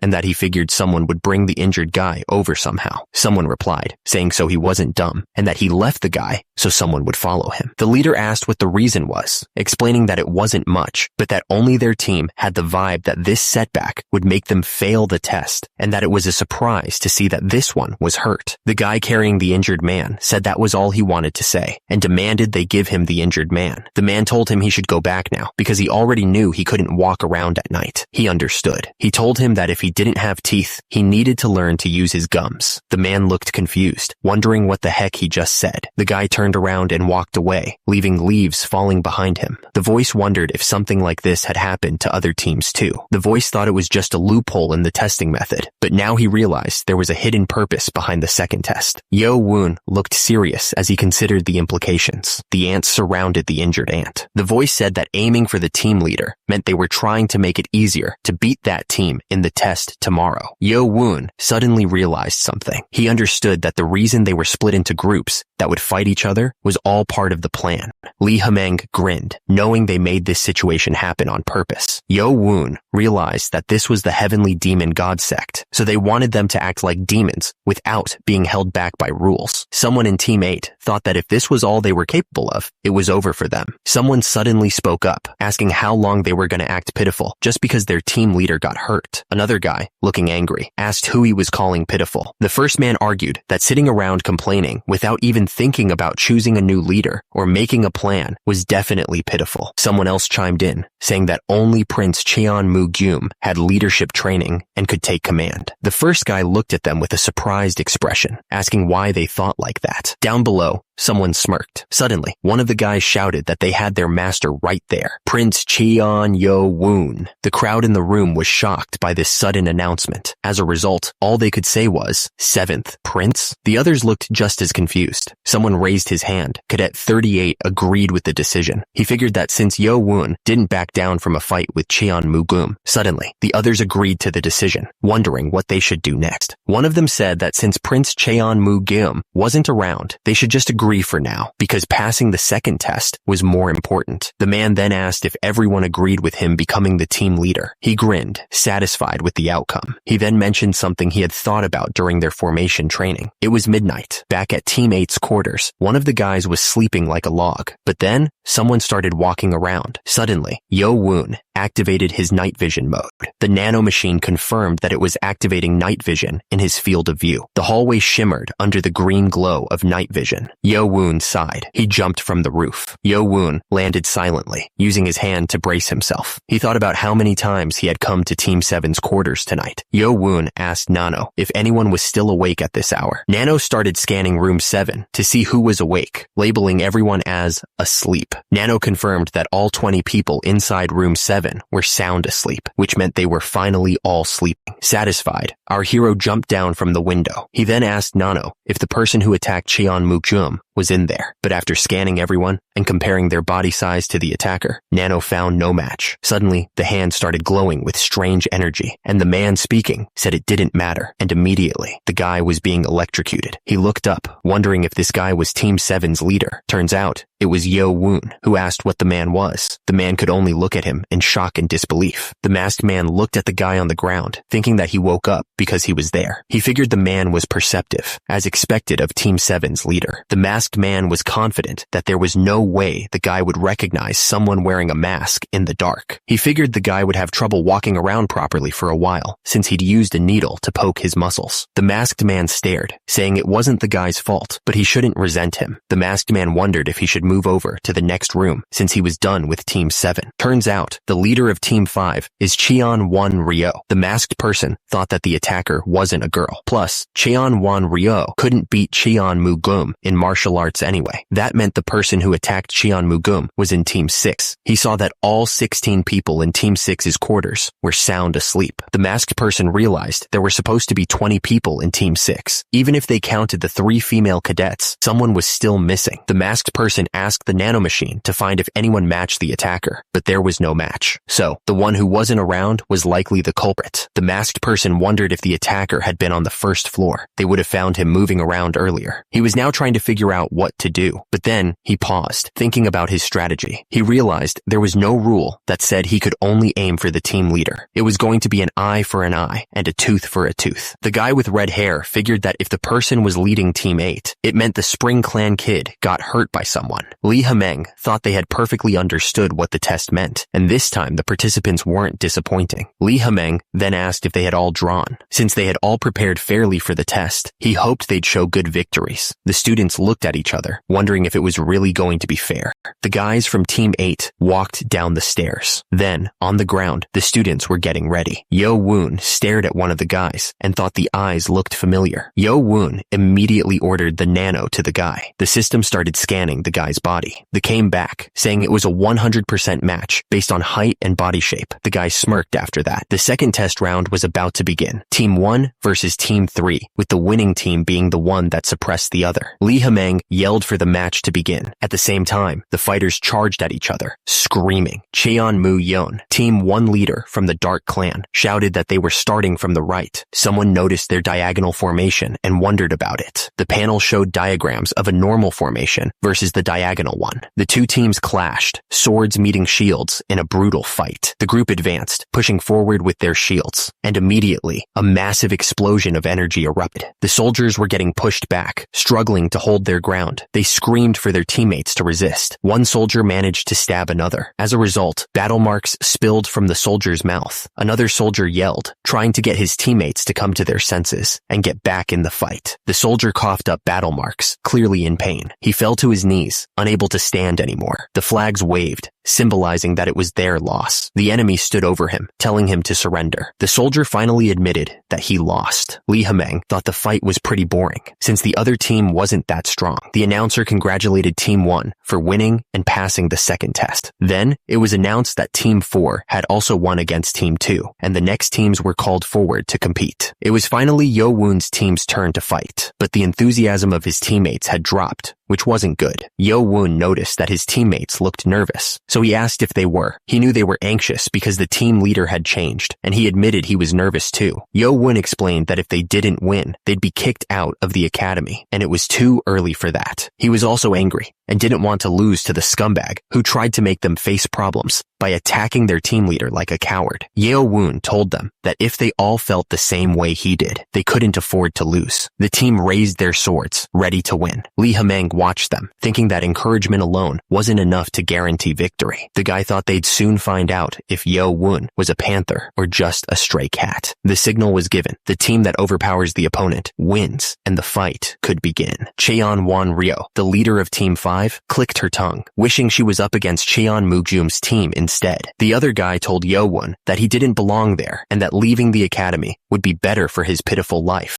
Suddenly, Lee Hameng yelled for everyone to attack. Yo Woon activated his nanomachines to use augmented reality and start the strategy tutorial. The system activated augmented reality in his vision and started the battle tutorial. Yo Woon shouted for someone to wait. He was talking to number 2. The system showed that the opponents were changing to an arrow formation and told Yo Woon to change to a wedge formation. The guy with the shield said that they could only try to fight with them there. Someone shouted that it was number 6. He wondered about the wedge formation. formation. Li Hemeng wondered how he could make such a stupid decision right from the start and thought that the wedge formation was useless if the leading team leader was weak. He asked himself if he had expected too much from him. Li Hemeng attacked, yelling if Yo Won dared to fight against the true heir. The attack exploded with crazy force. Li Hemeng looked shocked and wondered what was going on. Li Hemeng couldn't believe that Yo Won had stopped his 10 stars defensive skill. Yo Won knew that his inner power was still lacking compared to Qian Wan Ryo, but if he considered his outer power, which was enhanced up to the teacher's level, he had the upper hand. Yo Won was having a blast. Li Hemeng realized he was being pushed back, and that if he didn't change the formation, the weaker guys at the back would make the formation fall apart. He wondered what the heck the boy had done. Crap, the formation was getting destroyed. Li Hemeng yelled at his team to back off and switch to formation number 1. The enemy had changed to a standard formation, so the guy ordered his team to change their formation to number 3. The enemy warriors were ready to fight. At the same time, one of them smirked, wondering about their formation. The guy wondered if they thought using a method already used by Team 1's leader would work on him. The warrior with the shield said that Qian Yo Won's Negong was impressive, but his tactics were terrible. Li Hemeng ordered his team to switch to formation number 6. Li Hemeng thought that their Negong skills were about the same, so he could break through the middle of their line formation with a wedge formation. Qian Yo Won charged forward, ready to attack. Li Hemeng grinned, thinking that the moment Qian Yo Won was separated from his team, he would end him. But Qian Yo Won just smirked back, as if he knew what was coming. Li Hemeng looked nervous, but Qian Yo Won looked calm and ready. Li Hemeng's team was shocked and stammered, wondering what was happening. Turns out, Qian Yo Won's team had split into 2 groups. The soldiers realized that they were being attacked from both sides in a pincer movement. Li Hemeng screamed at his team not to panic and to change to formation number 2. Li Hemeng realized that they were facing an arrow formation and ordered his team to concentrate on the front. But the soldiers were already getting attacked from behind, and they screamed for help. Li Hemeng was furious, wondering how those peasants were able to do this. The soldiers were running as fast as they could. At the same time, the soldiers were struggling to hold their ground, while Li Hemeng looked absolutely furious. The soldiers realized they were completely surrounded. Li Hemeng realized that the numbers they were given were a trick. The plan was to use the same training formation numbers against them. Yo Won thought that he would confuse the enemy team by switching up the original formation numbers. Li Hemeng was furious that this scumbag dared to play with him. Someone shouted, asking if it was Cheon Wan Ryo. Immediately after, the order was given to crush them. The soldiers started to look worried. The enemy soldiers pushed forward with their shields, and the men started to panic. The shields were dropped on the ground. Li Hemeng yelled, asking what they were doing and who told them to drop their shields. The soldiers were silent, looking down in shame. Li Hemeng screamed, realizing what was about to happen. He was scared that everyone would laugh at him. Li Hemeng looked up, screaming Qian Yo Won's name in terror. Li Hemeng screamed, calling him a piece of trash. The soldiers tried to defend themselves, but they were too slow. Li Hemeng used his fiery slice of the ignited sword technique. Qian Yo Won didn't even flinch and countered with his own sword. Qian Yo Won's attack landed, and battle marks splattered everywhere. The sword cut deep, and battle marks splattered everywhere. Qian Yo Won moved so fast that his sword left trails of light. The young master's eyes were locked on his target. Our hero's sword cut through the soldiers like they were nothing. The soldiers around him were scared stiff, watching their friends get cut down. At the same time, Li Hemeng looked on in total shock. The young master didn't slow down, and his sword kept cutting through the soldiers. Our hero stood over the bodies of the fallen soldiers. One of the soldiers gasped. She realized what was happening. The woman screamed about her arm being gone. The woman screamed, realizing her arm had been cut off, and told her teammates to stop the bleeding.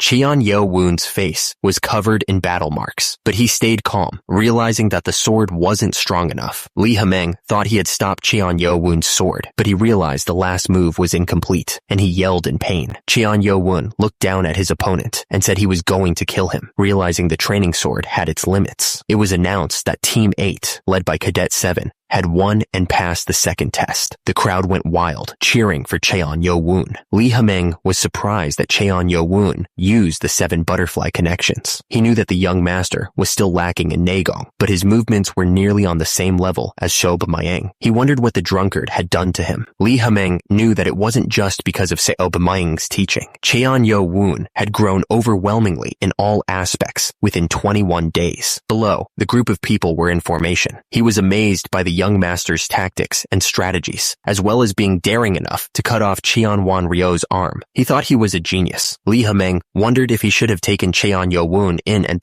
as his disciple before So Mang did, but realized that wouldn't work since he was the owner of the academy. Turns out, Cheon Yo-woon wasn't going to be happy about all this. The guy with the shield realized that the young master had beaten the Sound Clan and was hiding his martial arts. He needed to remember him since he had basically showed everyone what he was truly capable of. The announcer called for the third competition group to come forward. The group marched forward, ready for the fight. One of the fighters realized that he thought he had avoided something properly. One of the fighters realized that he hadn't even considered the fact that the crazy guy who messed up his team and used the time when he wasn't around to cripple everyone's legs was Cheon Yo-woon. Our hero smirked, knowing he had done a good job tricking everyone the whole time. Meanwhile, one of the members of Team 7 was saying that everyone except the team leader was limping. He thought they should be able to beat them easily if they attacked boldly. He didn't know who did it, but he was thankful. The order was given, and the group charged forward in the 6th formation. But one of the warriors realized that they couldn't do anything because their legs were injured. Yo-woon grinned, telling the trash that they should be thankful for the rest of their lives. The group tried to switch to an arrow formation, but one of the warriors laughed, asking what good a formation was when everyone was limping. Yo-woon moved with incredible speed, his sword ready to strike. At the same time, the warrior screamed as he raised his shield, trying to defend himself from the attack. But Yo-woon's sword cut right through the shield like it was nothing. The warrior screamed, realizing his shield was useless. Yo-woon didn't hesitate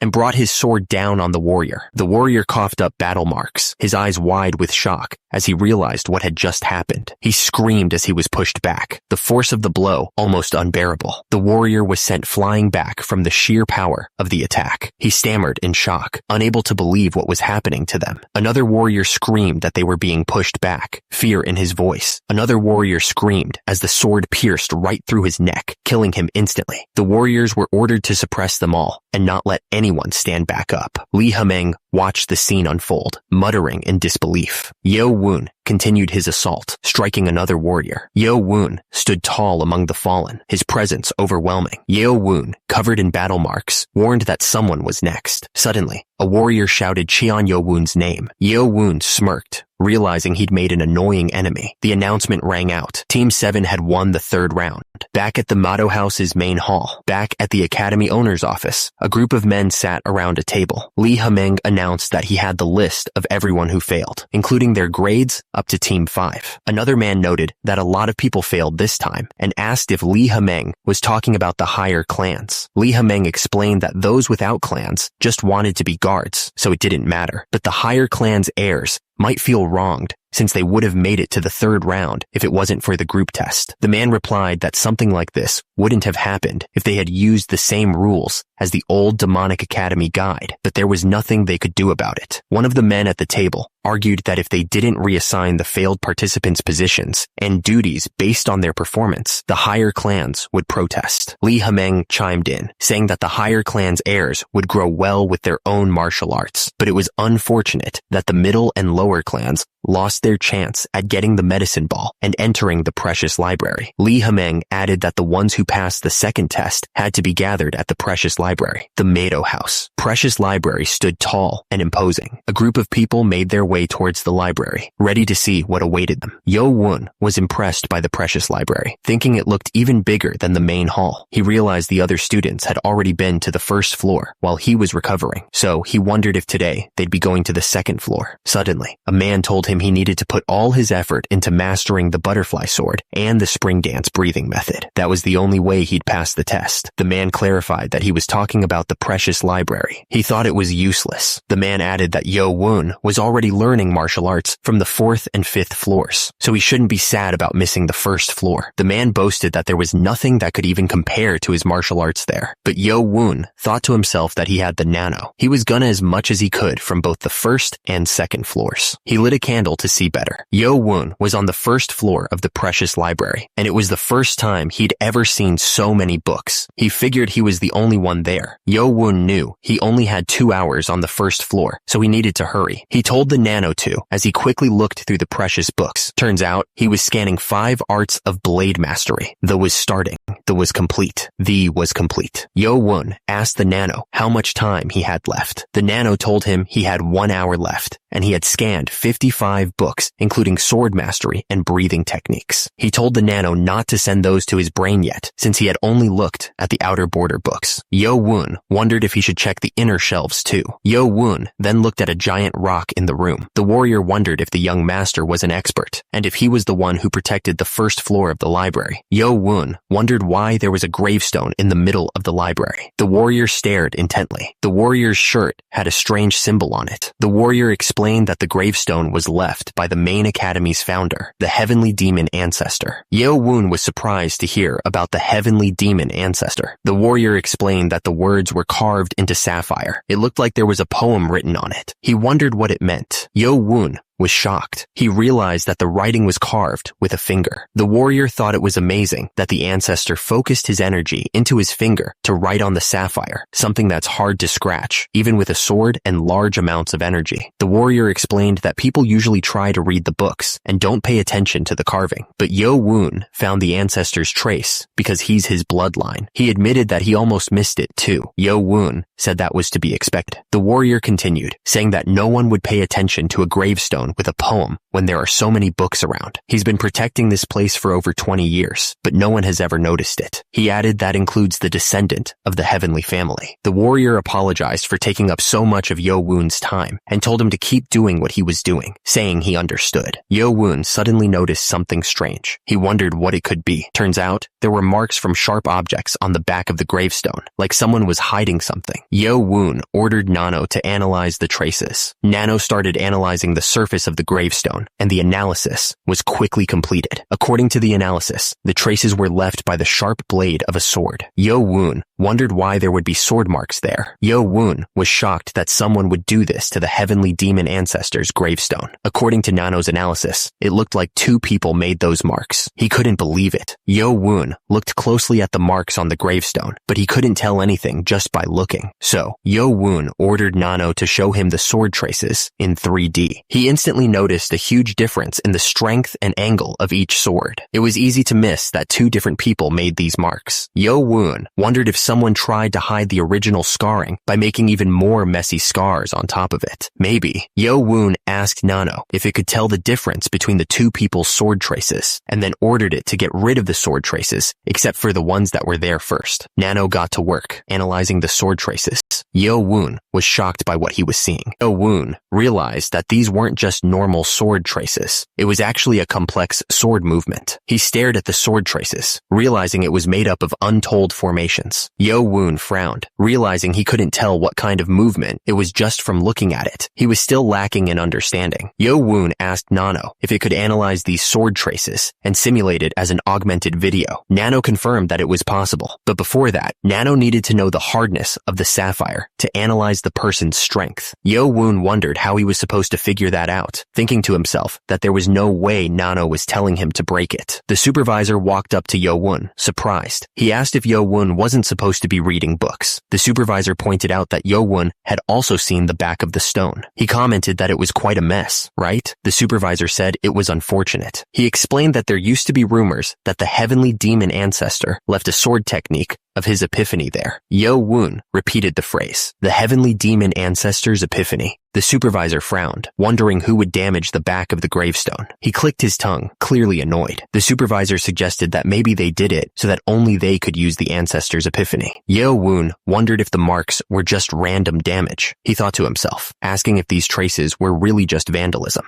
The supervisor told Yo-woon that he was leaving to make rounds. He added that Yo-woon should look around before he left. Yo-woon thought to himself that, fortunately, the supervisor was leaving. Nano explained that the hardness of the sapphire could be measured by placing a hand on the surface. Yo-woon acknowledged, realizing he could do that now. He placed his hand on the gravestone to measure the hardness of the sapphire. Yo-woon touched the surface, activating Nano's analysis. He groaned, annoyed that it was loading. Nano announced that the investigation into the stone's hardness was complete. With diamond at a hardness of 10, the sapphire was a 7. Yo-woon was impressed, saying it was really hard. Yo-woon stared at the gravestone, wondering who could have ruined the original sword traces with their own. Using the analysis of the stone's hardness, the sword traces were now being simulated as an augmented video. The augmented video simulation was starting. Yo-woon started to ask who did this, but Nano cut him off, saying that conversation was not supported. The sword trace simulation was starting. The augmented video simulation showed the first sword movement. A golden figure swung a sword with incredible speed. The golden figure moved with impossible speed. The sword flashed, leaving trails of light. Yo-woon was stunned by the complexity of the sword movements. The simulation continued to play out as Yo-woon watched, completely absorbed. Yo-woon was determined to understand every single movement. Yo-woon called out to Nano in shock. Yo-woon asked if this was one movement. Nano responded that the analysis showed all the formations connected. According to his martial arts knowledge, it was one movement. Yo-woon's eyes widened. There was no way. He thought back to the butterfly sword technique, which was made up of 8 formations. Even that had taken him half a year to master, but this couldn't even be compared to that. He realized that it was impossible to annul this technique. Yo-woon couldn't believe his luck. He hadn't expected anything from the first floor of the library, but he had stumbled upon a real opportunity. He told Nano to save the movement so he could transfer it later. Nano confirmed that he understood. Yo-woon realized he could have easily missed this treasure because of the messy sword traces. He figured that whoever left these marks must be quite evil, but then he thought that maybe he should be thankful. After all, only he had earned this movement. Nano began to explain the analysis of the sword traces after removing the mess. Movements that were interconnected had been found. Nano explained that 45 movements had been carved according to time. Yo-woon was shocked. They weren't sword traces to cover the technique, but were all sword movements instead. Yo-woon thought about it for a second. Maybe. He ordered Nano to simulate the sword movements in order as an augmented video. Nano confirmed. Nano showed the first sword movement. The simulation continued, displaying the 2nd, 3rd, and 10th movements. The 20th and 30th movements flashed before his eyes. Yo-woon watched as the movements were becoming more and more perfect. Nano announced that the augmented video simulation had finished. Yo-woon looked a little surprised as the augmented video simulation finished. He snapped back to reality. Yo-woon asked Nano if it could make the initially saved sword movement and the 45th sword movement fight against each other through augmented video. Nano confirmed that it was possible. A wide grin spread across Yo-woon's face. Nano activated battle mode in augmented video.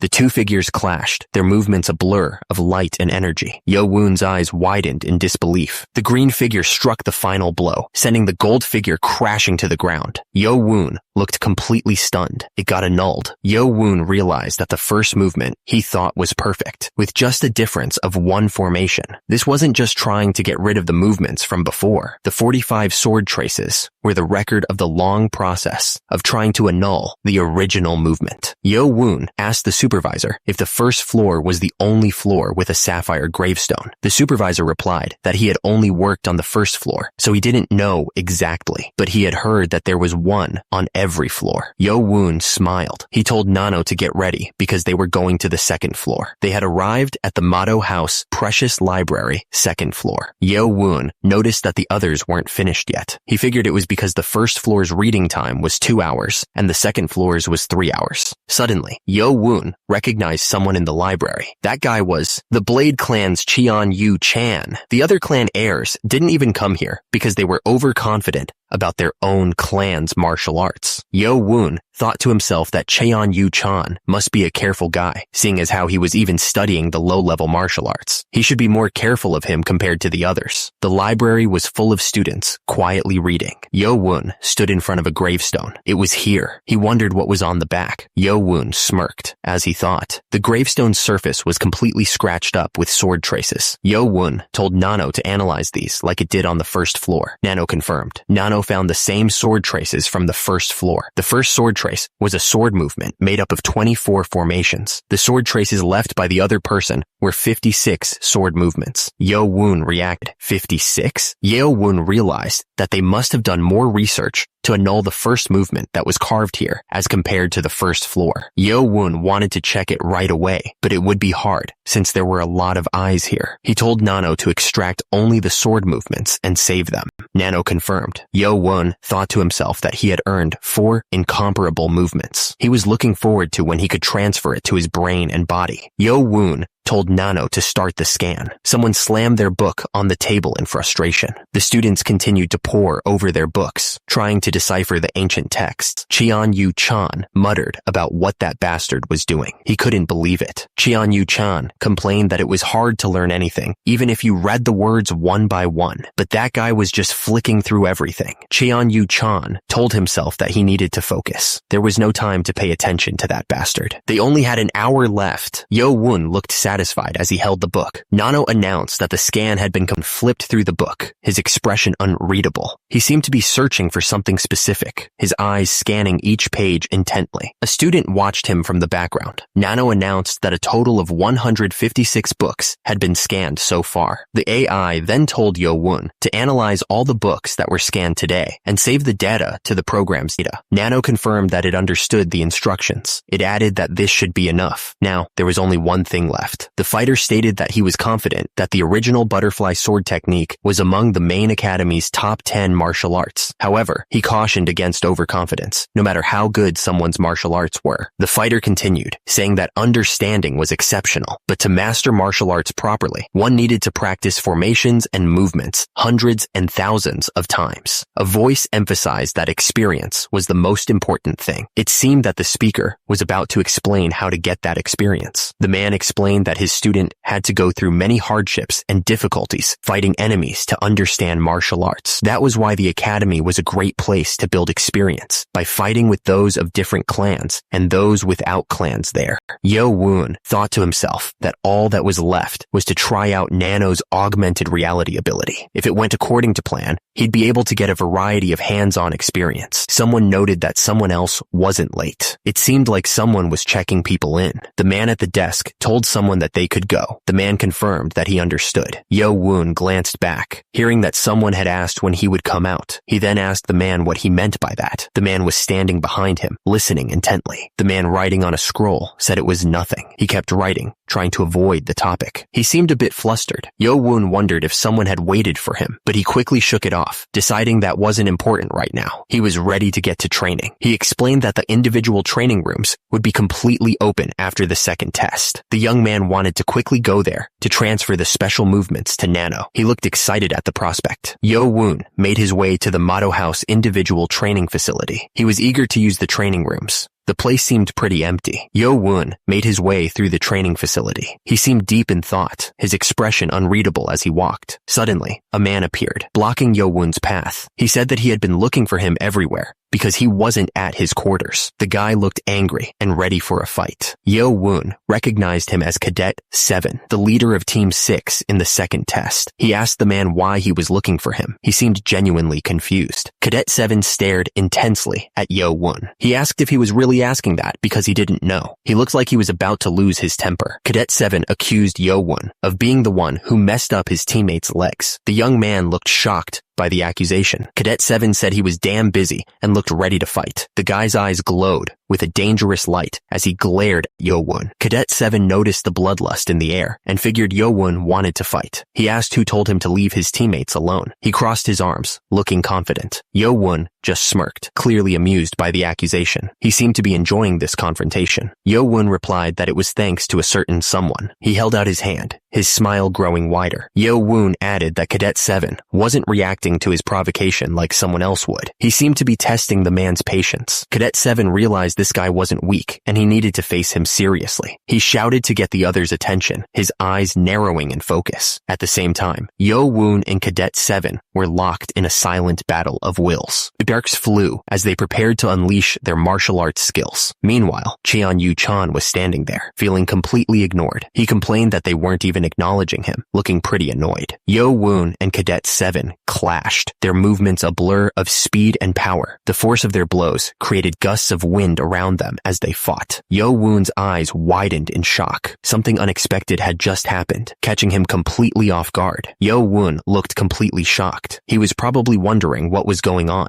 Cheon-Yu-chan laughed, identifying himself as from the Blade clan. He added that both of them had great focus, as expected of team leaders who passed the second test. Cheon-Yu-chan was still smiling as he spoke. He apologized for the wait, but asked if he could have the other guy first, saying it would only take a moment. Cheon-Yu-chan bowed his head slightly as he made the request, and immediately, Cadet 7's expression changed. Cadet 7 was furious and demanded to know what he meant by letting him have him first. The guy had been looking for this scumbag all day, so he told Cheon-Yu-chan to get lost before he got angry. Cadet 7 was thinking what he should do, since he had waited to see the guy. He was clearly expecting a fight. Cadet 7 was getting angry. He thought the other guy was a total scumbag. Cadet 7 attacked with red energy. He couldn't believe the guy dared to look down on him like that. Cheon-Yu-chan was still smiling. He thought the other guy was pretty feisty, but Cheon-Yu-chan wasn't worried. He was clearly about to attack. Cadet 7's eyes glowed with intense focus. He was determined to win this fight, no matter what it took. Cheon-Yu-chan blocked the attack with a smile. He clearly wasn't taking the fight seriously. Cheon-Yu-chan looked at him and asked how he liked that. He seemed to be enjoying himself. Cadet 7 was shocked. He realized that Cheon-Yu-chan had stopped his move with a simple stance, and he wondered if the other guy's skills were really that advanced. Cadet 7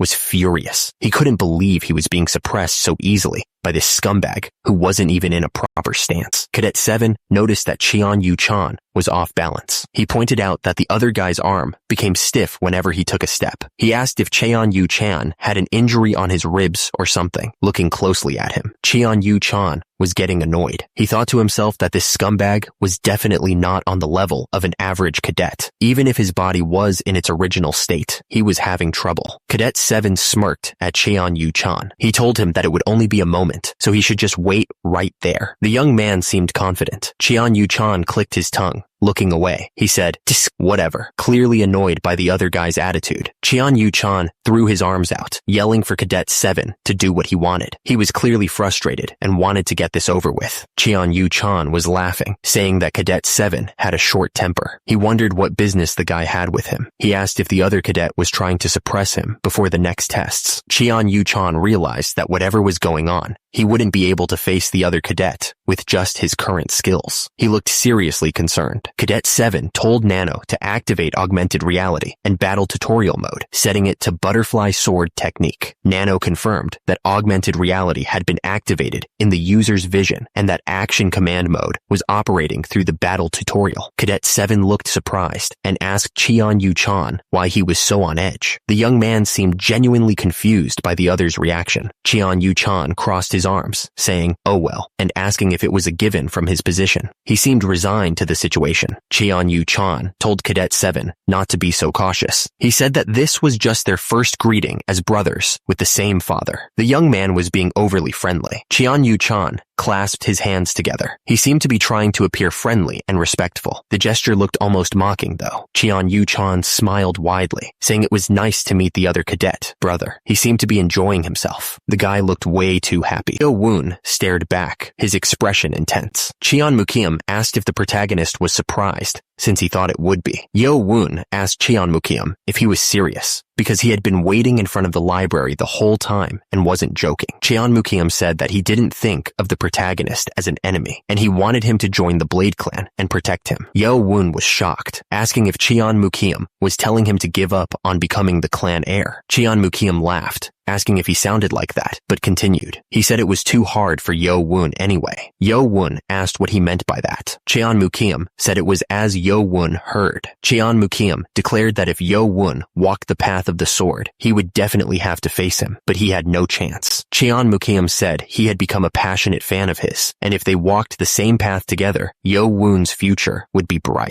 Yo Woon looked at him, confused. Yo Woon decided he would just ask for something else. Yo Woon warned that Cheon Mukium wouldn't be able to handle him, so he shouldn't block his way. He'd at least let him keep his life then. Yo Woon and Cheon Mukium stood facing each other in the courtyard. Cheon Mukium's expression changed, his eyes glowing with power. The nanomachine analyzed Cheon Mukium's movements, warning that he was focusing a lot of energy into his right hand. Yo Woon realized this was the beginning of a fight. Cheon Mukium's hand shot out towards Yo Woon with incredible speed. Yo Woon stared at Cheon Mukium, his expression unreadable. Cheon Mukium suddenly burst out laughing, the energy he'd been gathering just fading away. Turns out, he wasn't gonna attack after all.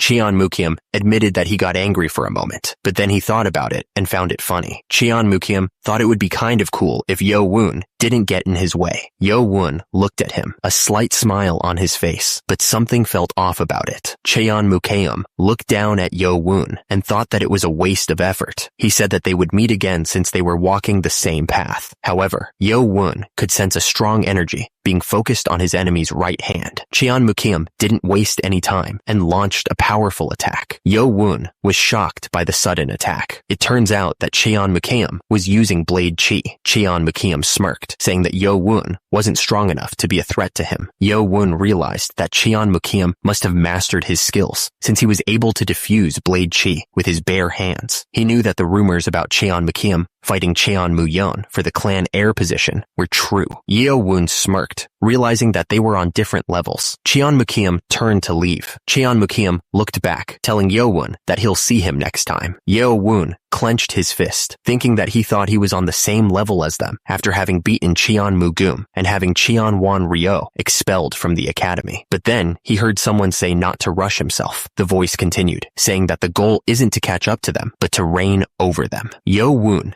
stood alone in the courtyard, thinking about the encounter. Yo Woon realized that Cheon Mukium had read his attack beforehand. He had been aiming to cut off Cheon Mukium's right arm, but Cheon Mukium escaped the attack before he could even use his blade. Yo Woon smiled, realizing that Cheon Mukium was different from the others. The scene shifted to the Mado House individual training room. Yo Woon opened the door and wondered if this was the individual training room. He looked around, realizing the room was about 2.5 meters wide and long, not big enough to practice his formation with shadow steps. He knocked on the stone wall, noting that it was pretty thick. Because of that, he figured he could study without anyone bothering him. Even if he could only gather internal energy here, it should be enough. Yo Woon told Nano to activate an augmented reality, and the system confirmed it was activating in his vision. Yo Woon told Nano to simulate the formations scanned from the sapphire gravestone on the second floor, in the order they were carved. The simulation started, showing a figure moving with incredible speed and precision. Yo Woon realized it was faster and more complicated than the one from the first floor. He knew that even if he used the last formation of the butterfly dance, he wouldn't be able to block even one movement. He wondered how many people would even be able to block this formation. Then, he told Nano to simulate the formation left by the other person in order of age. The simulation continued, showing the first, second, and third movements. The simulation of the sapphire gravestone formation continued, showing the 56th attempt. Yo Woon was shocked, realizing that mastering a sword technique to this level required complete dedication. He could tell just by looking at the process of perfecting one formation.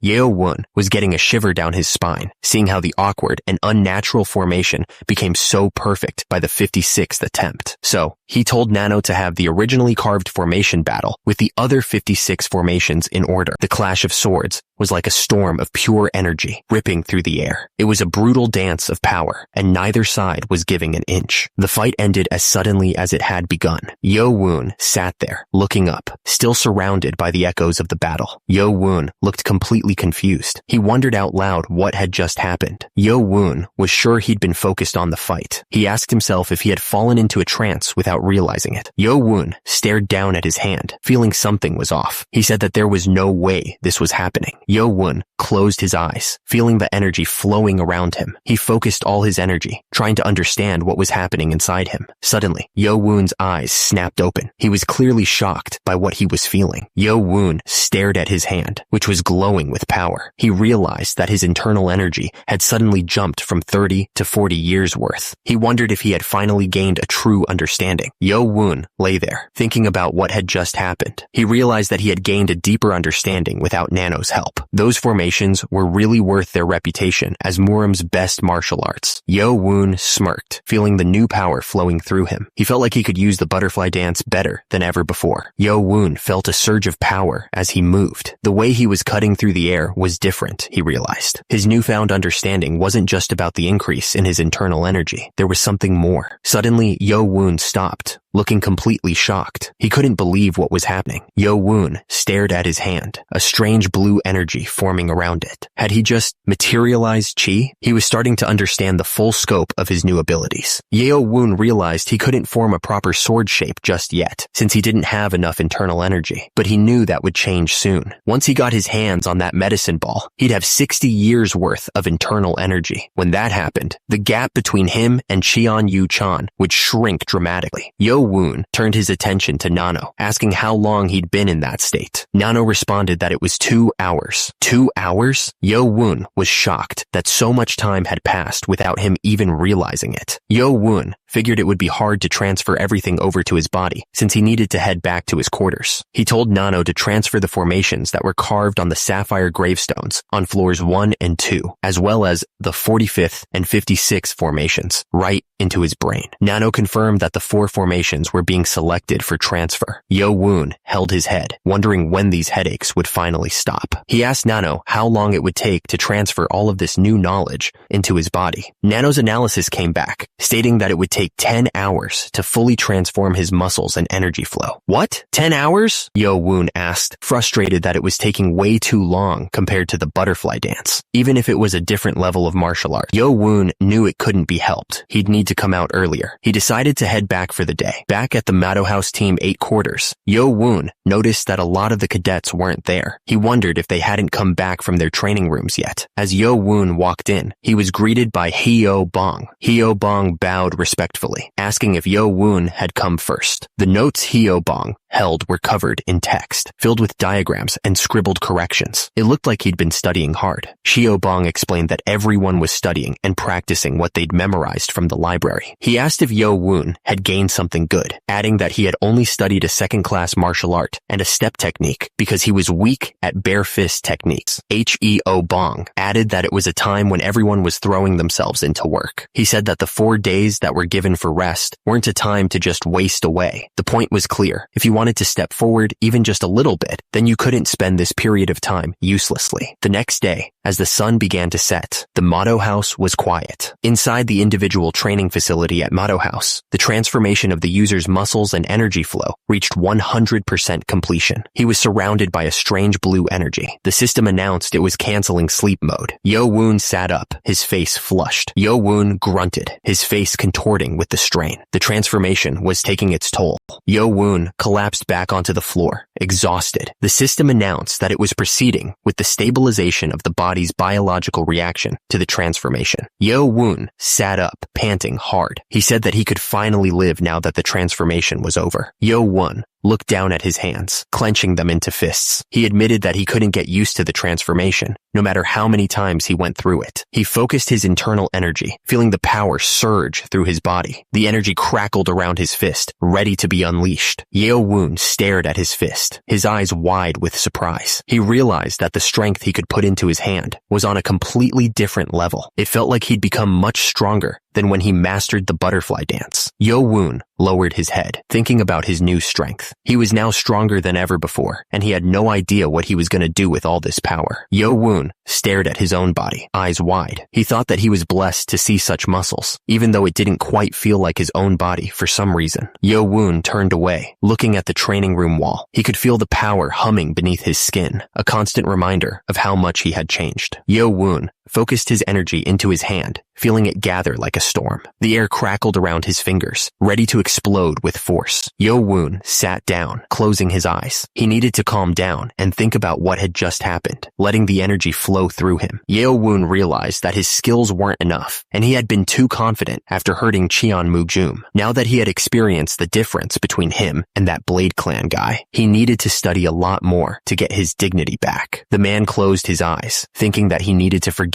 about the likes of Cheon Yo-woon. He needed to aim for something bigger, something that would truly test his strength. He sat there, meditating, and thought about aiming for something bigger. He knew that he was capable of so much more, and he wasn't going to waste his time on small fries. Suddenly, the training room exploded. The force of the blast sent rocks and debris flying everywhere, leaving a gaping hole in the wall. The man screamed as something slammed into him. Blood splattered across his face, and he stumbled back, trying to figure out what the hell just happened. He looked up, his eyes wide with shock. He stammered, wondering if it was an assassin who had just attacked him. The man looked up at the massive hole he had created, his face covered in blood. He couldn't believe what had just happened. Who would dare to do something like this? He realized it was Cheon Yo-woon who had done this. That damn scumbag, he thought. He shouted, trying to wake up whoever was unconscious nearby. The man pointed at the gaping hole in the wall, furious. How could anyone be so reckless as to punch through the walls of the cadet training area? What if someone had been seriously meditating? They could have been killed. Lee Hameng scolded Cheon Yo-woon, telling him to be thankful that Cadet 108 was still alive. If not, Cheon Yo-woon would have been kicked out of the academy. Lee Hameng warned that this would be going on his record. Cheon Yo-woon just apologized. Lee Hameng told Cheon Yo-woon that he wasn't allowed to use the training rooms on the first and second floors anymore. He could use the rooms in the basement, but if he broke those too, he wouldn't be allowed to use any of the individual training rooms ever again. Cheon Yo-woon said he understood and would be more careful.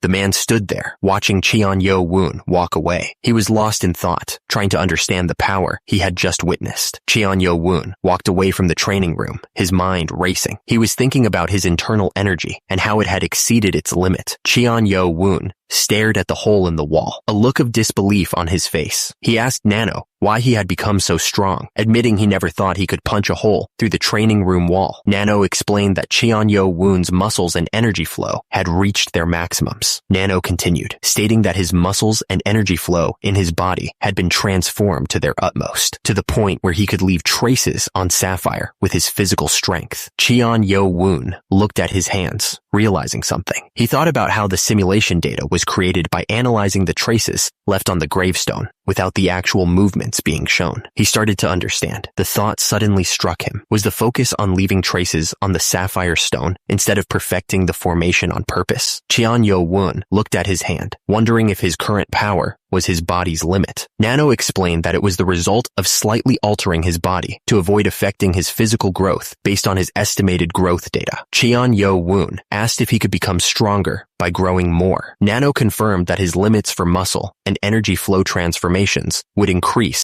if his physique grew completely. Cheon Yo-woon resolved to try harder, understanding that time was the key and that Nano could only stimulate his growth plates. Suddenly, Lee Hameng appeared, looking absolutely furious. He yelled that they hadn't joined there yet and threatened them to join, or it wouldn't end well. The crowd began to chant, demanding that everyone use the link and join there. It was a full-on advertisement attack. The individual training facility, basement, was silent and empty. It was the perfect place to practice. Cheon Yo-woon took a deep breath. Even though he had decades of practice data on the movements sent to his brain, he was still nervous. It was his first time actually trying out the absolute technique, the one that might be the heavenly demon ancestor's greatest idea. Cheon Yo-woon closed his eyes for a moment, trying to focus. He mumbled that he would start with the absolute sword technique. He began the absolute sword technique, starting the first movement. Blue energy swirled around him as he tried to get the motion right. Suddenly, Cheon Yo-woon stopped, looking frustrated. He told himself to hold on. Cheon Yo-woon planted his feet firmly on the ground, dust swirling around him. He was going to try this one more time, no matter what.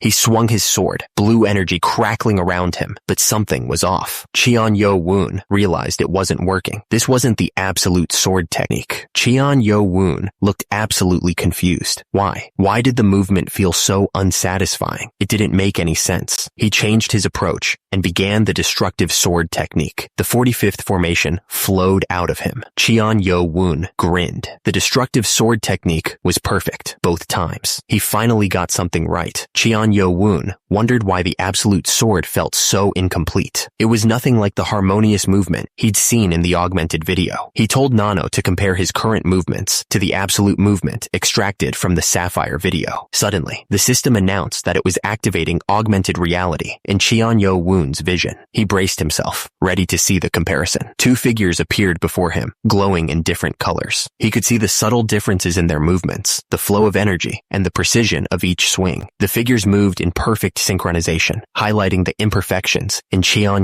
Woon's movements. The energy crackled around them, a stark reminder of the power he couldn't quite grasp. Cheon Woon realized that his movements were connected, but unnatural. He was even a beat slower in completing it. He was getting frustrated, asking himself why he couldn't get it right. Cheon Woon fell to the ground, looking absolutely furious. He was asking himself what the hell was going wrong with the technique. He stared intensely, trying to figure out the issue. Cheon Woon realized that even if he didn't have the right energy flow, it shouldn't affect the movement. Suddenly, Cheon Woon's eyes widened. He realized it had something to do with the energy flow. Cheon Woon held his head in his hands, looking dejected. He realized that even the last formation of the butterfly dance couldn't be performed properly without circulating the internal energy the right way, which meant he was missing the most important part. He sat there quietly, trying to figure out how to solve the problem. The energy of the glowing stone pulsed around him as he thought. Young Master Cheon Woon asked Nano to create an augmented video of the front side of the stone on the first floor. He waited as the system searched through the video, saved from his visual data. The system confirmed it had found the saved data. Nano began creating an augmented video of just the front side of the stone for him. The augmented video appeared. The poem read, "The mighty wind blows, and the clouds fly high. After spreading my name across the continent, I returned home. How could I not protect the four corners of my nation with the brave warriors I have gathered?" Young Master Cheon Woon stared intently at the poem, wondering if there might be a hint hidden somewhere within the words. Then it hit him. This ancient three-stanza poem was from the Han Dynasty. It was a poem written by Liu Bong when he'd returned from his victory over Xiang Yu. Young Master Cheon Woon realized with a frown that it wasn't even a poem written by the heavenly demon ancestor. Young Master Cheon Woon paused, wondering if any of the words had been changed. Turns out there were none. He thought to himself that this was strange. Young Master Cheon Woon asked Nano to analyze the surface of the stone to see if there was even the tiniest clue. The system confirmed it would analyze the entire surface of the stone. After analyzing, Nano announced that it had found small holes under each character. Young Master Cheon Woon realized that there really was something hidden here. He pointed out that the number of dots was different for each character, wondering what this could mean. Young Master Cheon Woon stared at the small holes. He wondered if they were referring to blood pressure points. He thought, so 4 holes would mean 4 blood pressure points. Nah,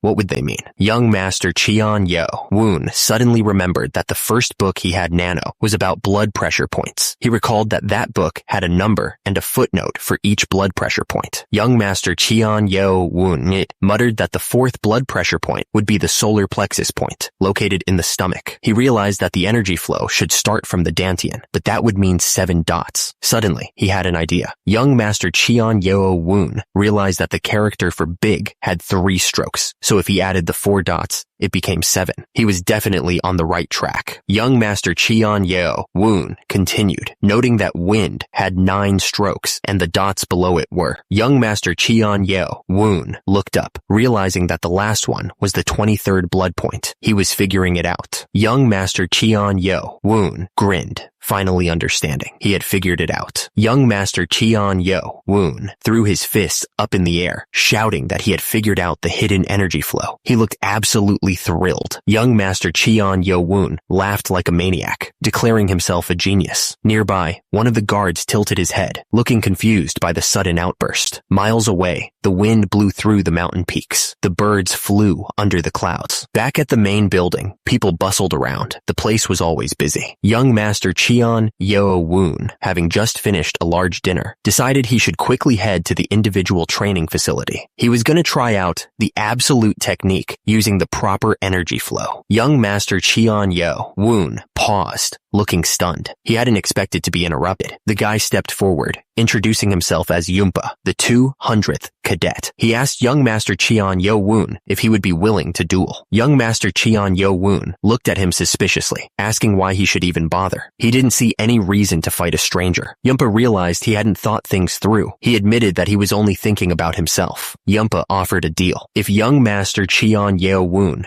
could beat him, he'd give him a gift and intel on the third test. He looked pretty confident. The two figures stood in the clearing, surrounded by trees. The air was still, almost like the forest itself was holding its breath, waiting to see what would happen next. Yumpa looked confused. He asked what reason young Master Cheon Yo-woon had to act so foolishly as to request a duel with information on the line. Yumpa admitted that if he had to explain himself, it would be to check young Master Cheon Yo-woon's qualifications. He looked at Cheon Yo-woon, waiting for a reaction. Yumpa smiled, looking pretty confident. He said it might not be as impressive as the technique that young Master Cheon Yo-woon used to cut off Ryo's arm, but he was going to show him the technique that the Moon Energy Blade clan prides themselves on. Yumpa gestured, telling young Master Cheon Yo-woon to come at him. He looked ready to fight. His eyes narrowed. Yumpa started gathering energy, the air around him crackling with power. Cheon Yo-woon was still on the ground, trying to get back on his feet. Yumpa unleashed the technique, a burst of pure energy aimed straight at Cheon Yo-woon. The force of the attack was so strong that it kicked up dust and debris everywhere. Everything seemed to slow down. Cheon Yo-woon's eyes widened, realizing he was about to get hit hard. At the last second, Cheon Yo-woon managed to raise his arms, trying to block the attack. The impact was still brutal, every muscle screaming in pain. The force of the blow sent Cheon Yo-woon flying backwards, blood splattering from the wound. He hit the ground hard, gasping for breath. Yumpa stared down at the dust cloud he had created. He started to say something, but he couldn't find the words. Yumpa realized he might have put too much power into that last strike. He was sweating now, and he asked himself if Cheon Yo-woon was still alive.